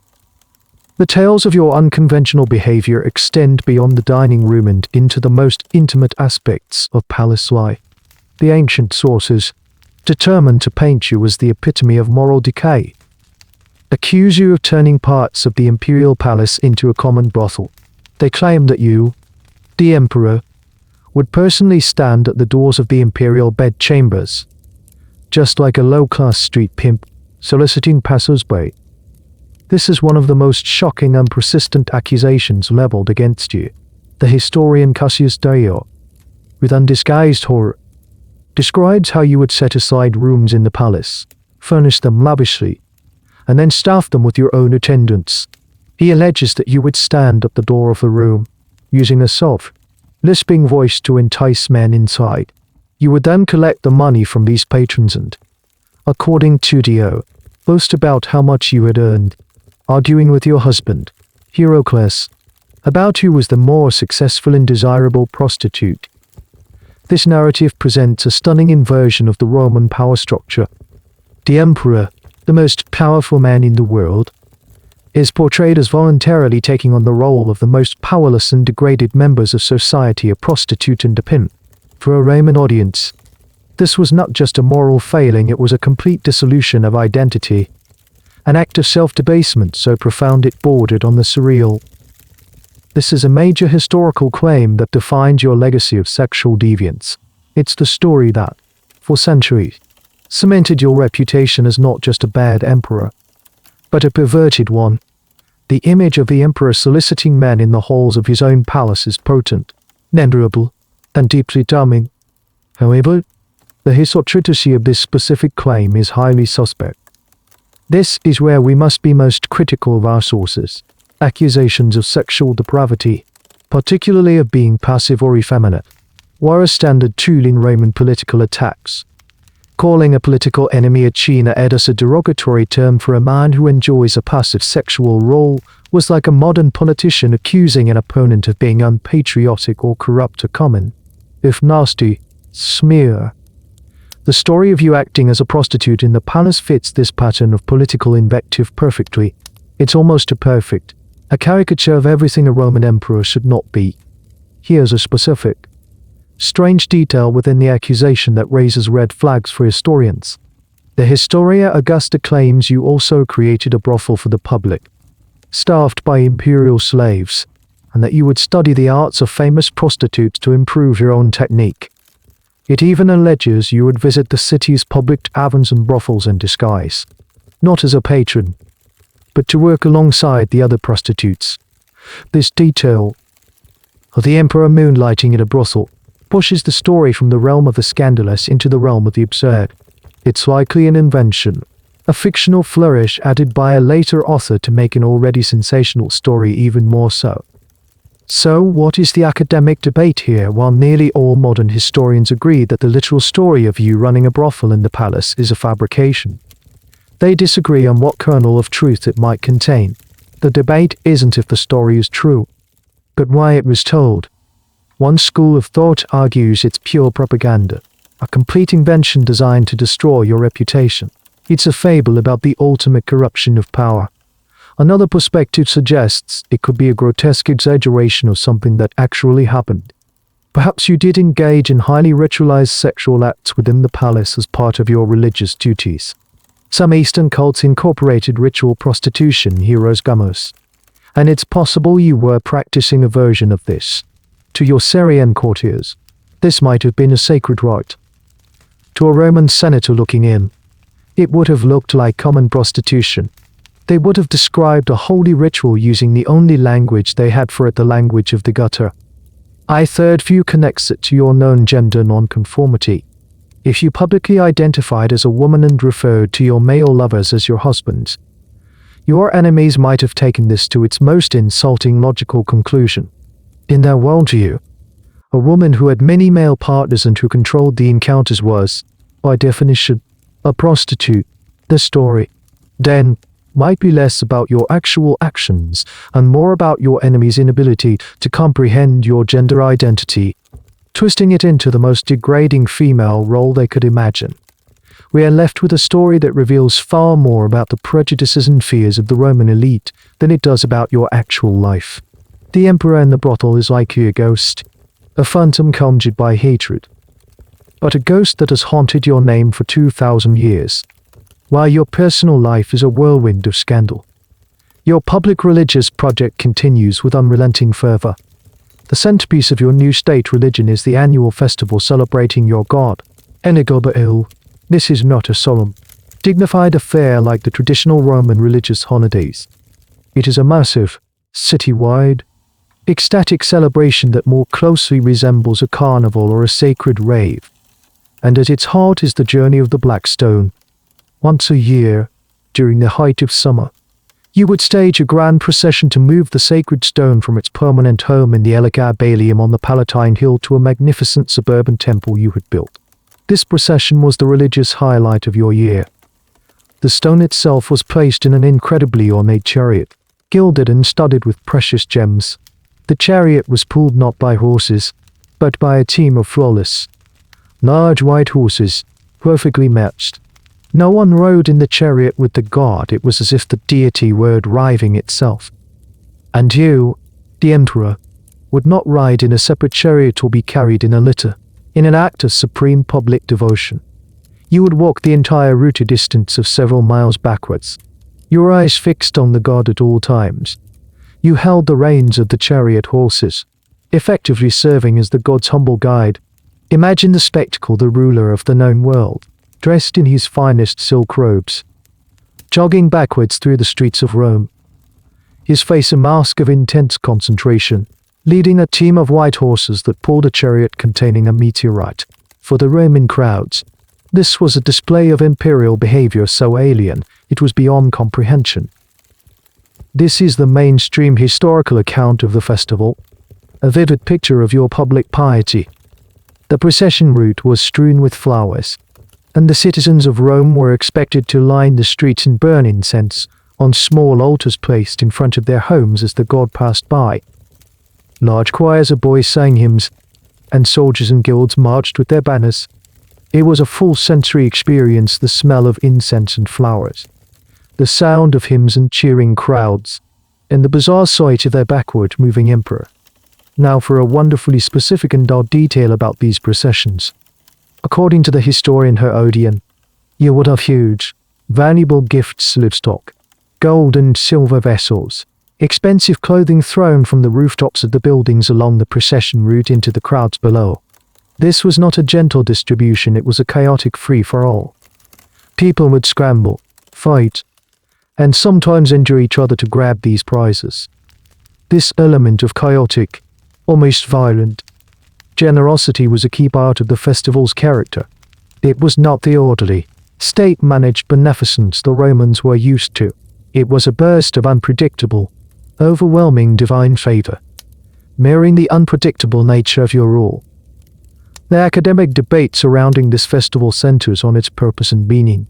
Was this simply an expression of your personal, fanatical devotion, or was there a deeper political and social strategy at work? One interpretation is that you were trying to create a new kind of relationship between the emperor and the common people of Rome. The old system was based on a formal, distant patronage. You, however, were offering them a direct, emotional, and ecstatic connection to the divine, with yourself as the chief performer. By throwing valuable gifts into the crowd and leading a wild, carnivalesque parade, you were bypassing the stern, disapproving Senate and forging a bond directly with the masses. This perspective sees the festival as a form of populist politics. You gave the people what they wanted, bread and circuses. But on a spiritual level, you gave them a fantastic show, free food and wine, and the chance to catch a golden cup. In return, you hoped for their love and loyalty, a popular support base that would make you immune to the plotting of the elites. Another view, however, sees the festival as profoundly destructive.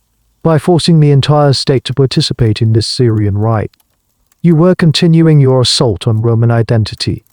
The festival wasn't just a party, it was a mandatory celebration of the subjugation of their ancestral gods. Senators and nobles were required to mark and participate, a public humiliation that forced them to honor the very god and the very emperor they despised. The chaotic gift-giving could also be seen not as generosity, but as a way of fostering social breakdown, turning citizens against each other in a desperate scramble for imperial favor. So was the Elagabalus festival a brilliant piece of populist theater, or a deeply divisive act of cultural warfare?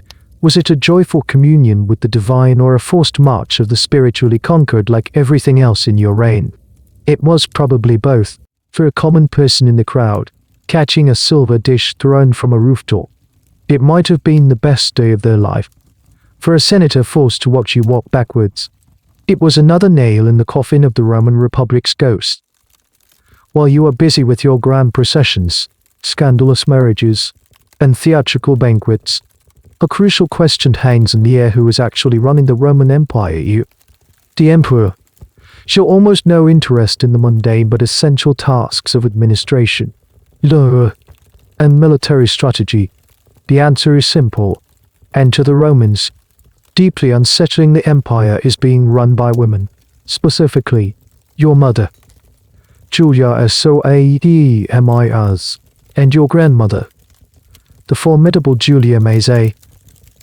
This is the era of the Syrian princesses, a period when these two women wielded a level of direct, public power unprecedented in Roman history. At the very top of this shadow government is your grandmother, Maze. She is the true mastermind, the architect of your rise to power, and the steady hand trying to keep the ship of state from capsizing in the sea of your eccentricities. She had spent decades in the imperial court alongside her sister, Empress Julia Domnot. She understands the Senate, the army, and the complex web of Roman politics. While you are redesigning religion, she is trying to manage the budget, approve appointments to sensible ones, at least, and conduct foreign policy. She is the CEO of the empire, working tirelessly behind the scenes to clean up the messes made by her flamboyant grandson. Then there is your mother, Julia Aesoaemis. If Maze is the strategist, Aesoaeas is the enabler. She adores you, her son, and seems to fully support, and even encourage, your religious fanaticism and personal extravagances, while Maze is trying to build bridges with the Roman establishment. Soadmi seems happy to burn them alongside you. She presides over the Women's Senate, embraces the title of Augusta, and appears on coins with titles like Mater Augustine, Mother of the Emperor, and, even more audaciously, Mater Castra, Mother of the Army Camps, a title previously held only by the most respected empresses. She is the public face of the female-led regime, and her perceived lack of seriousness and her indulgence of your whims make her a target of ridicule for the ancient historians. This situation, an emperor who has abdicated his duties to his mother and grandmother, is a core feature of your reign. It is a historical fact that the Senate was forced to formally admit both women into their sessions. They would sit alongside the consuls, listen to debates, and participate in the proceedings, for the senators, having to conduct the empire's business in the presence of women, and what's more, taking orders from them, was the ultimate humiliation. It was a complete upending of the patriarchal Roman world order. Here we have a fascinating and often overlooked detail about the power dynamics. While both women were powerful, they had very different styles and, it seems, different goals. Maze was the pragmatist, always focused on the long-term survival of the Severan dynasty. She saw your religious project as a dangerous liability.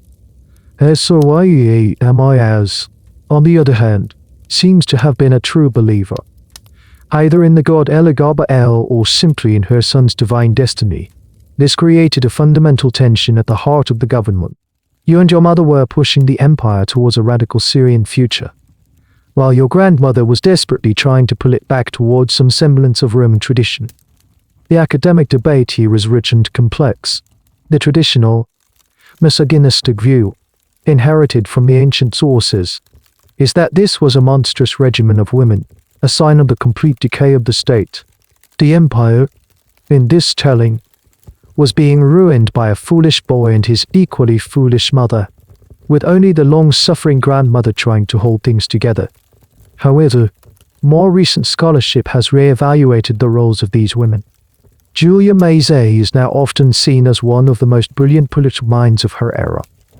A woman who successfully engineered a coup, won a civil war, and managed to hold a fragmenting empire together despite having a completely unmanageable emperor on the throne. She was not just a shadowy influence, she was the de facto ruler. The view of Julia Aesoaemis is also being reconsidered. Was she really as frivolous as the sources claim, or was her support for you a political strategy in itself by backing your religious revolution? Was she trying to create a new source of legitimacy for the dynasty? One that was independent of the hostile Roman Senate. Perhaps she believed that the old ways were failing and that the empire needed a radical new spiritual identity to survive. Her project failed, and history is written by the victors, so she is remembered as a fool. But her motives may have been far more complex. This government by women was an experiment born of necessity. You weren't willing to rule, so they stepped in. But it was an experiment the Roman elite could never accept. The sight of Julia Maze and Julia Aesoaemis in the Senate, the knowledge that imperial decrees were being signed by them, was a constant source of resentment. Power was flowing from the wrong people, in the wrong direction. It was unnatural, and as your behavior grew more and more erratic, even the ultimate pragmatist, your grandmother Julia Maze, began to realize that the figurehead of her government was a fatal flaw. The product she had put on the throne was defective, and a product recall was going to be necessary. The situation is becoming untenable. Your scandals are piling up, one on top of the other, like a precarious tower of blasphemy and absurdity. The Roman elite are disgusted, the army is growing restless, and the treasury is being drained to pay for your lavish festivals and temples. And the one person who understands the true depth of the danger is the woman who put you on the throne, your grandmother, Julia Maizay. She is the ultimate political survivor. She has navigated the treacherous waters of the imperial court for decades, and she can read the signs. She sees the whispers in the Senate, the sullen looks on the faces of the Praetorian guards, the increasingly bold criticism from all corners of the empire. She understands that your reign is not just unpopular, it's unsustainable. Your project to remake Rome in the image of Emesa has failed.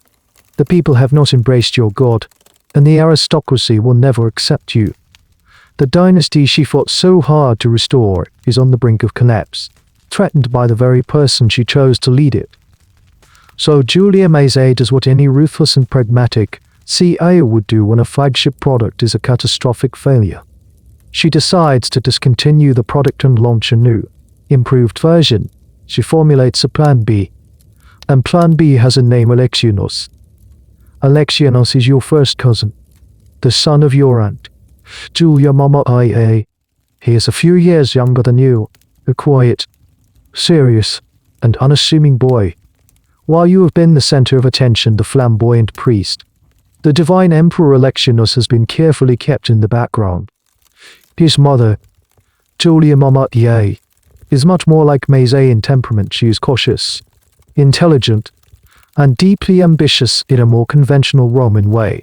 Together, Maizay and Mama Ia begin to groom the young Alexianos for power. This is a pivotal moment in the story. It marks the point where your own family turns against you. Your grandmother, the architect of your success, now becomes the architect of your downfall. She initiates a subtle but brilliant internal coup. The first step is to convince you to formally adopt your cousin as your son and heir. She approaches you with a clever argument. She doesn't say, "You're a disaster and we need to replace you." She likely frames it as a way to secure your legacy and ease your burdens. She might have said something like, "My dearest grandson, your divine duties are so immense, so all-consuming. You are the high priest of the unconnected sun god. Such holy work should not be interrupted by the tedious, mundane tasks of earthly government. Why not adopt your cousin? Let him handle the boring paperwork, the meetings with senators, the military affairs. This will free you to devote yourself entirely to your sacred calling." This is a key historical point, whether because you were flattered, or because you genuinely had no interest in ruling and saw this as a good way to offload your responsibilities. You agree.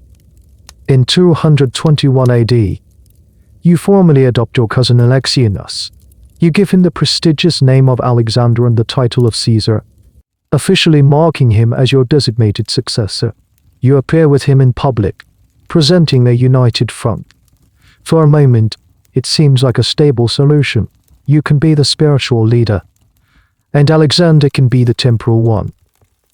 Here's a small but significant detail of this new arrangement: the marketing. Immediately, Maizay and Mama Ia begin a public relations campaign to build up Alexander's image. He is presented to the Senate and the army as the ideal Roman boy. He is dressed in a simple toga. He is shown studying classical literature and undergoing military training. He is portrayed as modest, respectful of tradition, and devoted to the old Roman gods. He is, in every conceivable way, the anti-Elagabalus. He is everything you are not, and everything the Romans want in an emperor. The soldiers, in particular, take a liking to the young Alexander. They see in him a return to normalcy, a potential leader who looks on decks like a Roman commander, not a Syrian priest. The contrast between you and your cousin becomes starker every day. When you appear in public in your silk robes and makeup, Alexander is beside you in his simple, masculine attire, while you are performing ecstatic dances. He is practicing his swordsmanship. Historians continue to debate your state of mind during this period. Did you truly not see what was happening? Were you so wrapped up in your own world that you failed to recognize that your grandmother was systematically building your replacement right in front of your eyes, or did you see it and simply not care? Happy to have someone else deal with the parts of being emperor that you found so tiresome? The ancient sources suggest the former, that you were a naive fool. easily manipulated by your grandmother. It's possible. But it's also possible that you were aware of the shift in power but felt secure in your divine status, believing that, as the high priest and living God, you were untouchable. You had brought the sun god to Rome. Surely he would protect you. You failed to understand that in Rome, the Praetorian Guard was more powerful than any guard. The new star of the imperial court is your cousin, Alexander. He is the carefully crafted antidote to your political poison. While you represent a radical break with Roman tradition, Alexander is packaged and sold as a comforting return to it. This branding campaign, orchestrated by your grandmother Maisai and his mother Mama Ea, is a masterclass in political maneuvering. Let's look at the product they are selling. Alexander, a boy of about 12 or 13, is presented as the epitome of Roman virtue. You wear silk, he wears a simple wool toga. You wear makeup and jewels, he is clean-faced and unadorned. You spend your days in ecstatic religious rites, he is seen in the company of respected tutors, studying rhetoric and law, or with military trainers, learning the arts of war. He is portrayed as deferential to the senators, respectful of the gods of the Roman state, and possessing a seriousness and dignity far beyond his years. Peers, in short, a miniature Augustus. This stark contrast is deliberate and highly effective. Every public appearance becomes a silent referendum on your rule. When you and Alexander appear together, the message is clear to everyone, from the highest senator to the lowest plebeian. On one side, there is you foreign, flamboyant, unpredictable, and devoted to a strange god. On the other side, there is Alexander Roman, modest, traditional, and safe. Your family is offering Rome a choice. The army, in particular, gravitates towards Alexander. The soldiers, especially the elite Praetorian Guard stationed in Rome, are a pragmatic and powerful constituency. They were initially loyal to you because of your supposed connection to Caligula and the vast sums of money your grandmother paid them. But your behavior has stretched their tolerance to its breaking point. They are professional soldiers, and they are embarrassed by an emperor who dresses in silk, calls himself a lady, and shows no interest in military matters. Alexander, however, looks like a future commander they can respect. He plays the part of a young Roman noble perfectly, and the guards begin to see him not just as your heir, but as a preferable alternative. Their loyalty starts to shift, quietly but decisively. This is a critical historical point: the transfer of loyalty within the military. In the Roman imperial system, the emperor's life depended on the goodwill of the Praetorian Guard. They were the kingmakers and the kingbreakers. Maisai, with her deep political instincts, understood this perfectly. She and Mama Ea begin to cultivate a close relationship with the Praetorian prefects and centurions, ensuring that Alexander is frequently seen in the Praetorian camp, distributing donatives and winning their affection. They are essentially bribing your own bodyguards to favor your cousin over you. Now for a small but revealing detail about the two mothers. Well, your mother, Julia Soaekemayas, is deeply entwined with your religious project and your scandalous lifestyle. Alexander's mother, Julia Mamatia, cultivates a completely different public image. She presents herself as a respectable Roman matron. She is seen as a devoted mother, a guardian of tradition, and a responsible influence on her son. She earns the respect of the senators and the soldiers in a way your mother never could. The historians of the time praise Mama Ea for her wisdom and prudence, while they condemn Soaekemayas for her licentiousness and for indulging your every whim. The battle for the throne is also a battle between two very different styles of imperial motherhood. The academic debate here revolves around the character of Alexander himself. Was he genuinely this modest, traditional Roman boy, or was he, like you, a puppet in the hands of his ambitious family? The historical consensus is that he was very much a product of his mother's and grandmother's coaching. He was a quiet, malleable boy who did what he was told. He was the perfect vessel for their political project because he had little personality of his own to get in the way. He was a blank slate onto which they could project all the virtues that you so spectacularly lack. So, while you continue to live in your own world, convinced of your divine importance, a parallel court is rising around your cousin. He is gaining popularity with the Senate. He is winning the loyalty of the army. He is being hailed as the future and the salvation of Rome. The stage is being set for a final confrontation. You might be the reigning Augustus, but Alexander is the rising sun. And in the brutal calculus of Roman power, there is usually only room for one sun in the sky. Your own family has created your rival, and they have made him perfect. It doesn't take long for you to realize that you've been played. The adoration being heaped upon your cousin Alexander is not just the normal respect for an heir. It's a direct challenge to your own authority. You start to see the way the senator's eyes light up when he enters a room. You hear the enthusiastic cheers of the soldiers whenever he visits their camp. He was supposed to be your subordinate, your quiet little helper, but he has become your rival. Your grandmother's plan B is working too well, and you are becoming dangerously irrelevant. A paranoid jealousy, born from insecurity, begins to consume you. You, who had been the center of the universe, are now being upstaged. The flattery of your courtiers starts to sound hollow. The divine pronouncements you make are met with polite but empty reverence. The real energy, the real focus of the court, is shifting to the boy in the simple toga, and you cannot stand it. The fragile peace between you and your cousin shatters. You decide that adopting him was a terrible mistake, and you set about trying to undo it. Your first move is to try and strip him of his titles and honors. You put out a decree attempting to revoke his title of Caesar. You try to remove his name from public records, but you are no longer in absolute control. The Senate, emboldened by their support for Alexander and likely encouraged by Maze, refuses to ratify your orders. The Praetorian Guard makes it clear that they will not accept any harm coming to their favored young Caesar. You give an order, and for the first time, nothing happens. Your power is evaporating before your eyes.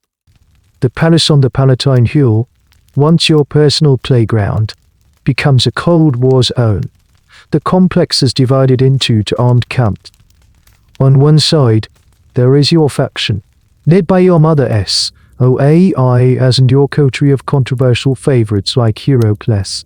On the other side is the camp of Alexander, led by his mother Mama II and backed by the immense, quiet authority of your grandmother Maze. The servants, the guards, the officials, everyone is forced to choose a side. Conversations stop when someone from the opposing faction enters a room. The air is thick with suspicion and fear. Two teenage boys, puppets of their ambitious mothers and grandmother, are now locked in a power struggle that has paralyzed the heart of the empire. This is a critical moment. The conflict is no longer just a matter of court intrigue, it spills out into the open. You start spreading rumors that Alexander is gravely ill, on the verge of death, in a desperate attempt to test the public's reaction and see if you can reclaim their loyalty. The result is the opposite of what you intended. The people and, more importantly, the soldiers are outraged. They suspect foul play. A detachment of Praetorian guards storms the palace, demanding to see Alexander with their own eyes to confirm he is safe. They refuse to perform their duties until you bring him out onto the palace balcony to show them he is unharmed. You are forced to comply, standing there humiliated, a prisoner of your own gods, as they cheer for your rival. Here's a specific detail that captures the escalating tension. At the games in the circus, the crowd's cheers for Alexander are consistently louder and more enthusiastic than their cheers for you. The chariot races and gladiator fights, meant to be a display of imperial unity and generosity, become a public poll on your popularity, and you are losing badly.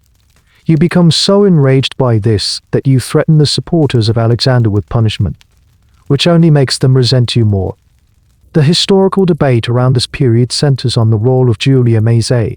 Is it possible that she was playing a double game, deliberately stoking the conflict between you and Alexander? Some historians argue that she knew the current situation with two rival Caesars was unstable. She needed to force a crisis that would eliminate one of them.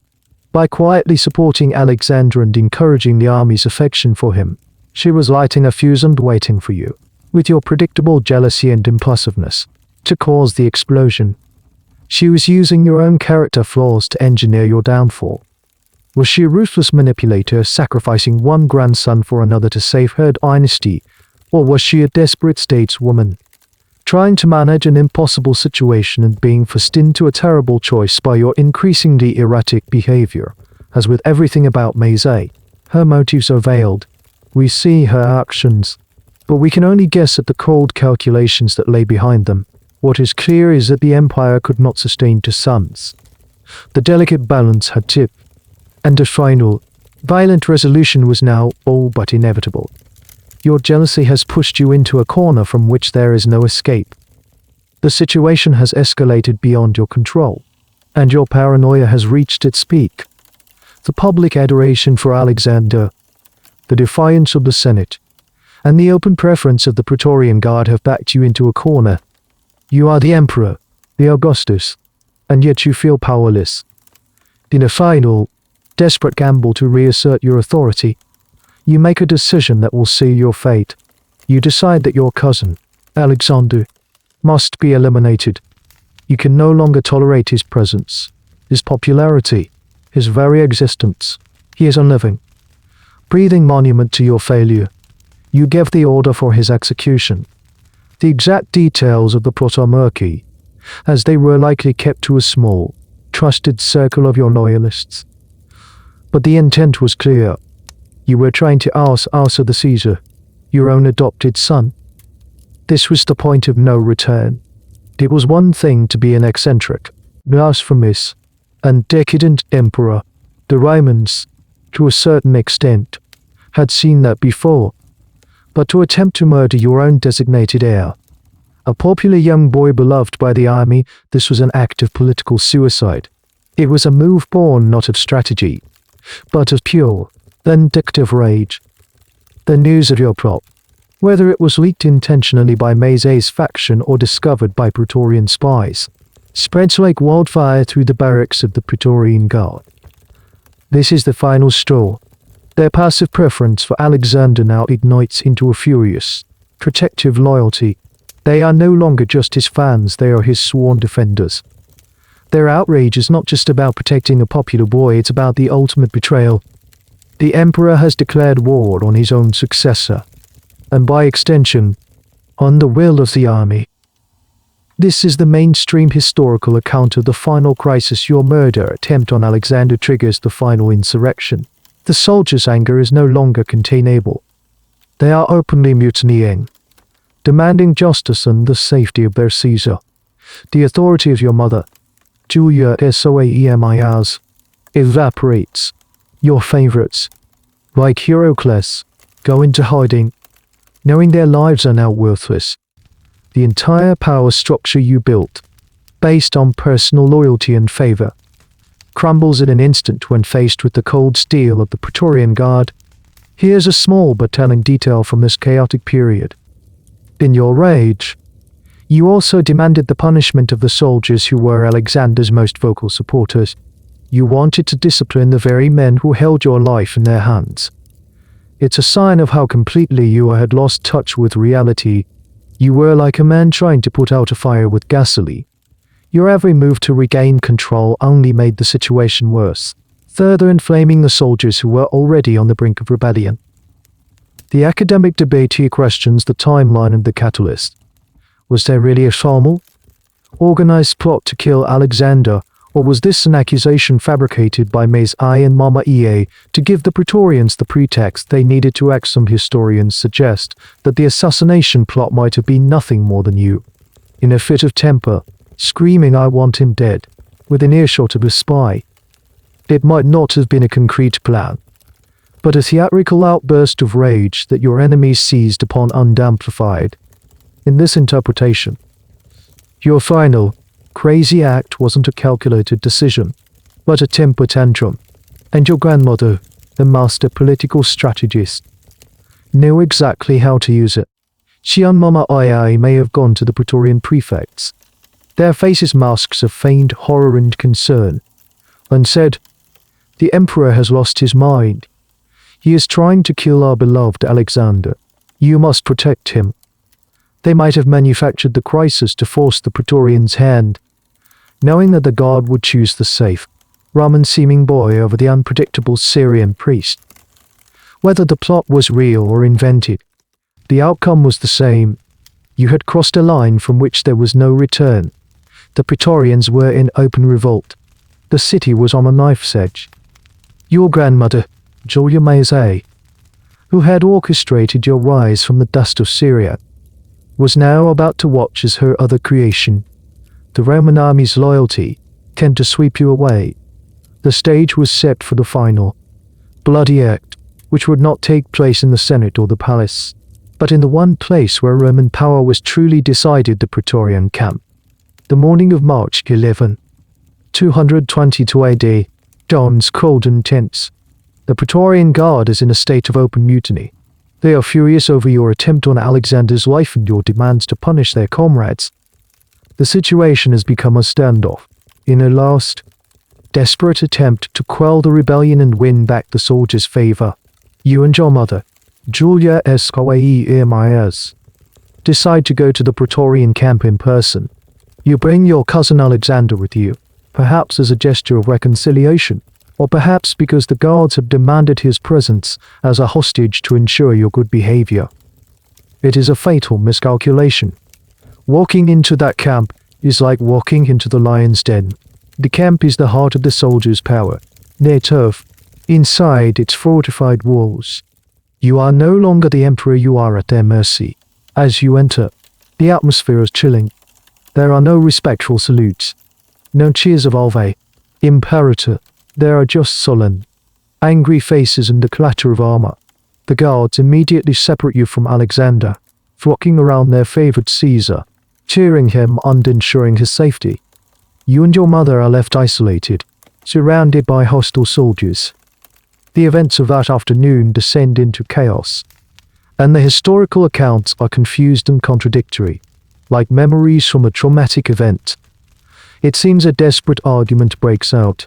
Your mother, Maes, seeing her son's power utterly stripped away, begins to scream at the guards, defending you, berating them for their disloyalty. Your own favorites who accompanied you are seized by the soldiers and killed on the spot. The tipping point comes when the soldiers decide to formally strip you of your power and proclaim Alexander as the sole emperor. When you and your mother resist, trying to assert your authority one last time, the violence erupts. The soldiers draw their swords. They fall upon you and your mother, Julia Maes, in a final act of maternal instinct, throws her arms around you, trying to shield you with her own body. They cut her down. Then they turn on you. You are just 17 years old. You are not a soldier. You are the high priest of the sun god, the boy who danced before a holy stone. You try to flee, to hide. According to one of the more pathetic and vivid accounts, you attempt to conceal yourself in a large chest or coffer, but there is no escape. They drag you out. They kill you, unceremoniously, on the dusty ground of the barracks. The reign that began with a lie in a military camp in Syria ends with a brutal reality in a military camp in Rome. This is the grim, accepted narrative of your final day. It was a swift, brutal, and humiliating end. But here is a small, curious detail that adds a layer of macabre strangeness to the event. The soldiers' rage did not end with your death. They were so filled with hatred for you, so determined to erase the memory of your reign, that they refused to give you a normal burial. They mutilated your body. They dragged it through the streets of Rome. The final, public degradation. They tried to stuff it down a sewer, but the opening was too small. So they dragged your corpse to the Pons Aemilius, a bridge over the Tiber River, and threw it into the water, with a weight attached to ensure it would never be recovered and given a proper burial. The scholarly debate surrounding your death focuses less on the what and more on the why. Why was the soldiers' hatred so visceral, so personal? It wasn't just a political assassination, it was an act of cathartic rage. Some historians argue that it was the culmination of years of military pride being offended. You had insulted their sense of Roman identity, their martial values, and their masculinity. Killing you and desecrating your body was a ritualistic cleansing, a violent exorcism of the foreignness and perversion you represented. Another perspective is that the extreme violence was encouraged, or at least condoned, by the new regime Maesai, and the newly proclaimed Emperor Alexander Severus. By allowing the soldiers to unleash their fury on your corpse, they were letting them vent their frustrations and, at the same time, making a terrifyingly clear statement. This is what happens to an emperor who defies Roman tradition and loses the support of the army. It was a brutal lesson to cement the foundation of the new, respectable reign. Your mutilated body became the ultimate propaganda piece for the restoration of order. The boy who walked backwards in processions was now floating face down, carried away by the current. A final, silent journey out of the city that he had tried, and failed, to make his own. Your body is gone, washed away by the Tiber's murky current. The immediate, violent rage of the soldiers is spent. A strange, heavy silence falls over Rome. In the Praetorian camp, Alexander, your 13-year-old cousin, is the sole, undisputed emperor. He is hailed as the savior, the restorer of tradition. But behind his bewildered eyes, the real power settles into its new configuration. Your grandmother, Julia Maesai, the grand survivor, has won. Her dynasty is secure, albeit with her Plan B grandson, her other daughter, Julia Mama Iai, now the mother of the emperor, steps into the role your own mother once held, ready to rule from behind the throne. The first order of business for the new regime is not just to govern, but to heal. And to heal the deep wounds you inflicted on the Roman psyche, they must do more than just kill you. They must erase you. They must perform the ultimate act of Roman political vengeance, the damnatio memoria, i.e., the condemnation of memory. This is not simple forgetting. This is a systematic, state-sponsored effort to remove every trace of your existence from the public record. It is a punishment intended to be worse than death. It is the death of your name, the death of your image, the death of your legacy. And so, they come to you, not for your body, but for your ghost. Crews of workers, armed with hammers and chisels, go out across the city, and across the entire empire. They approach the grand arches, the public buildings, the milestones on the roads where your name was carved in stone as the ruling emperor, and they begin to chip away. Marcus Aurelius Antoninus Augustus. The letters are methodically destroyed, leaving an awkward, empty space on the inscription, a scar in the stone that screams your absence more loudly than your presence ever did. Your statues, the hundreds of portraits you had commissioned, are pulled down from their pedestals. Some are smashed to pieces by angry mobs. Others are melted down, the bronze to be reused for coins or weapons, the marble to be burned for lime or rake carved into someone else's face. The great painting you sent ahead to the Senate, the one showing you as a priest before your god, is taken down from its place above the altar of victory and likely burned. The laws you passed are rescinded. The coins bearing your face are recalled and removed from circulation. You are being unpersoned. And what of your god? The black stone of Emesa, the source of your power and the cause of your downfall. This is where the new regime shows a flicker of that old Roman superstition. They cannot simply smash the stone. It is, after all, a god, even if it's a foreign one. To destroy it might bring bad luck, so they do something far more practical and symbolic. They pack it up. They place the conical meteorite back into a crate. And they ship it all the way back to its original temple in Syria. Your entire religious revolution is officially returned to sender. The Elagabalus, the grand temple you built on the Palatine, is rededicated to Jupiter. The sacred relics of Rome are quietly moved back to their proper homes. The spiritual nightmare, for the Romans, is over. This leads to the great academic debate and the ultimate irony of your story. Did the damnatio memoria actually work on one level? No. It was a spectacular failure. The very historians who condemned you, Cassius Dio, Herodian, wrote down every scandalous detail of your reign in order to justify your erasure. In their hatred, they became your biographers. Their furious condemnation is the reason we are sitting here, talking about you, 2,000 years later.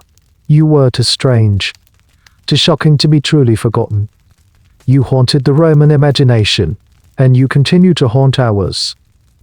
But on another, more practical level, the condemnation of your memory was a success. It allowed the new reign of Alexander Severus to present itself as a clean break, a complete restoration of the old ways. It wiped your slate clean from the official story of Rome. For the average person, your name disappeared from public view. You became a ghost story, a whispered cautionary tale about a mad emperor. You sought immortality, a divine legacy where all would worship you and your god. Instead, you achieved a different kind of immortality, a legacy of infamy. You became a footnote, a monster, a symbol of everything Rome feared about itself: its capacity for chaos, its vulnerability to the strange currents of the East, and the terrifying fragility of its traditions. Your reign was a brief, feverish dream, and when Rome finally woke up, its first act was to pretend it had never happened at all. And so, the story of the boy priest who became an emperor comes to a close. The dust settles over the Palatine Hill, the hammering of the chisels fades into the murmur of the city, and your name, for a time, is spoken no more. Let the sharp edges of this story begin to soften now, like stone smoothed by the relentless flow of time, the vibrant purples and golds of your robes, the glint of your jewelry, the dark, stoic faces of the senators, let them all dissolve into the gentle haze that gathers at the edge of sleep. The sounds of the siege drums in the fruits, the clash of swords in the Praetorian camp, they are all growing quieter, becoming just a faint echo in the distance. The world of ancient Rome, with all its grand passions and its brutal certainties, begins to drift away, like a boat pushing off from a silent shore. You can feel the weight of the day lifting, your own thoughts beginning to drift with it, floating on that quiet, peaceful current that leads into the landscape of your dreams. Perhaps, in that space between waking and sleeping, you can still see the faint glow of a distant sun, the forgotten god being carried home, back to the east. As the world grows calm and still, there is nothing more to know, nothing more to see. Let it all go. Drift now. The story is over. The end of the article. Good night.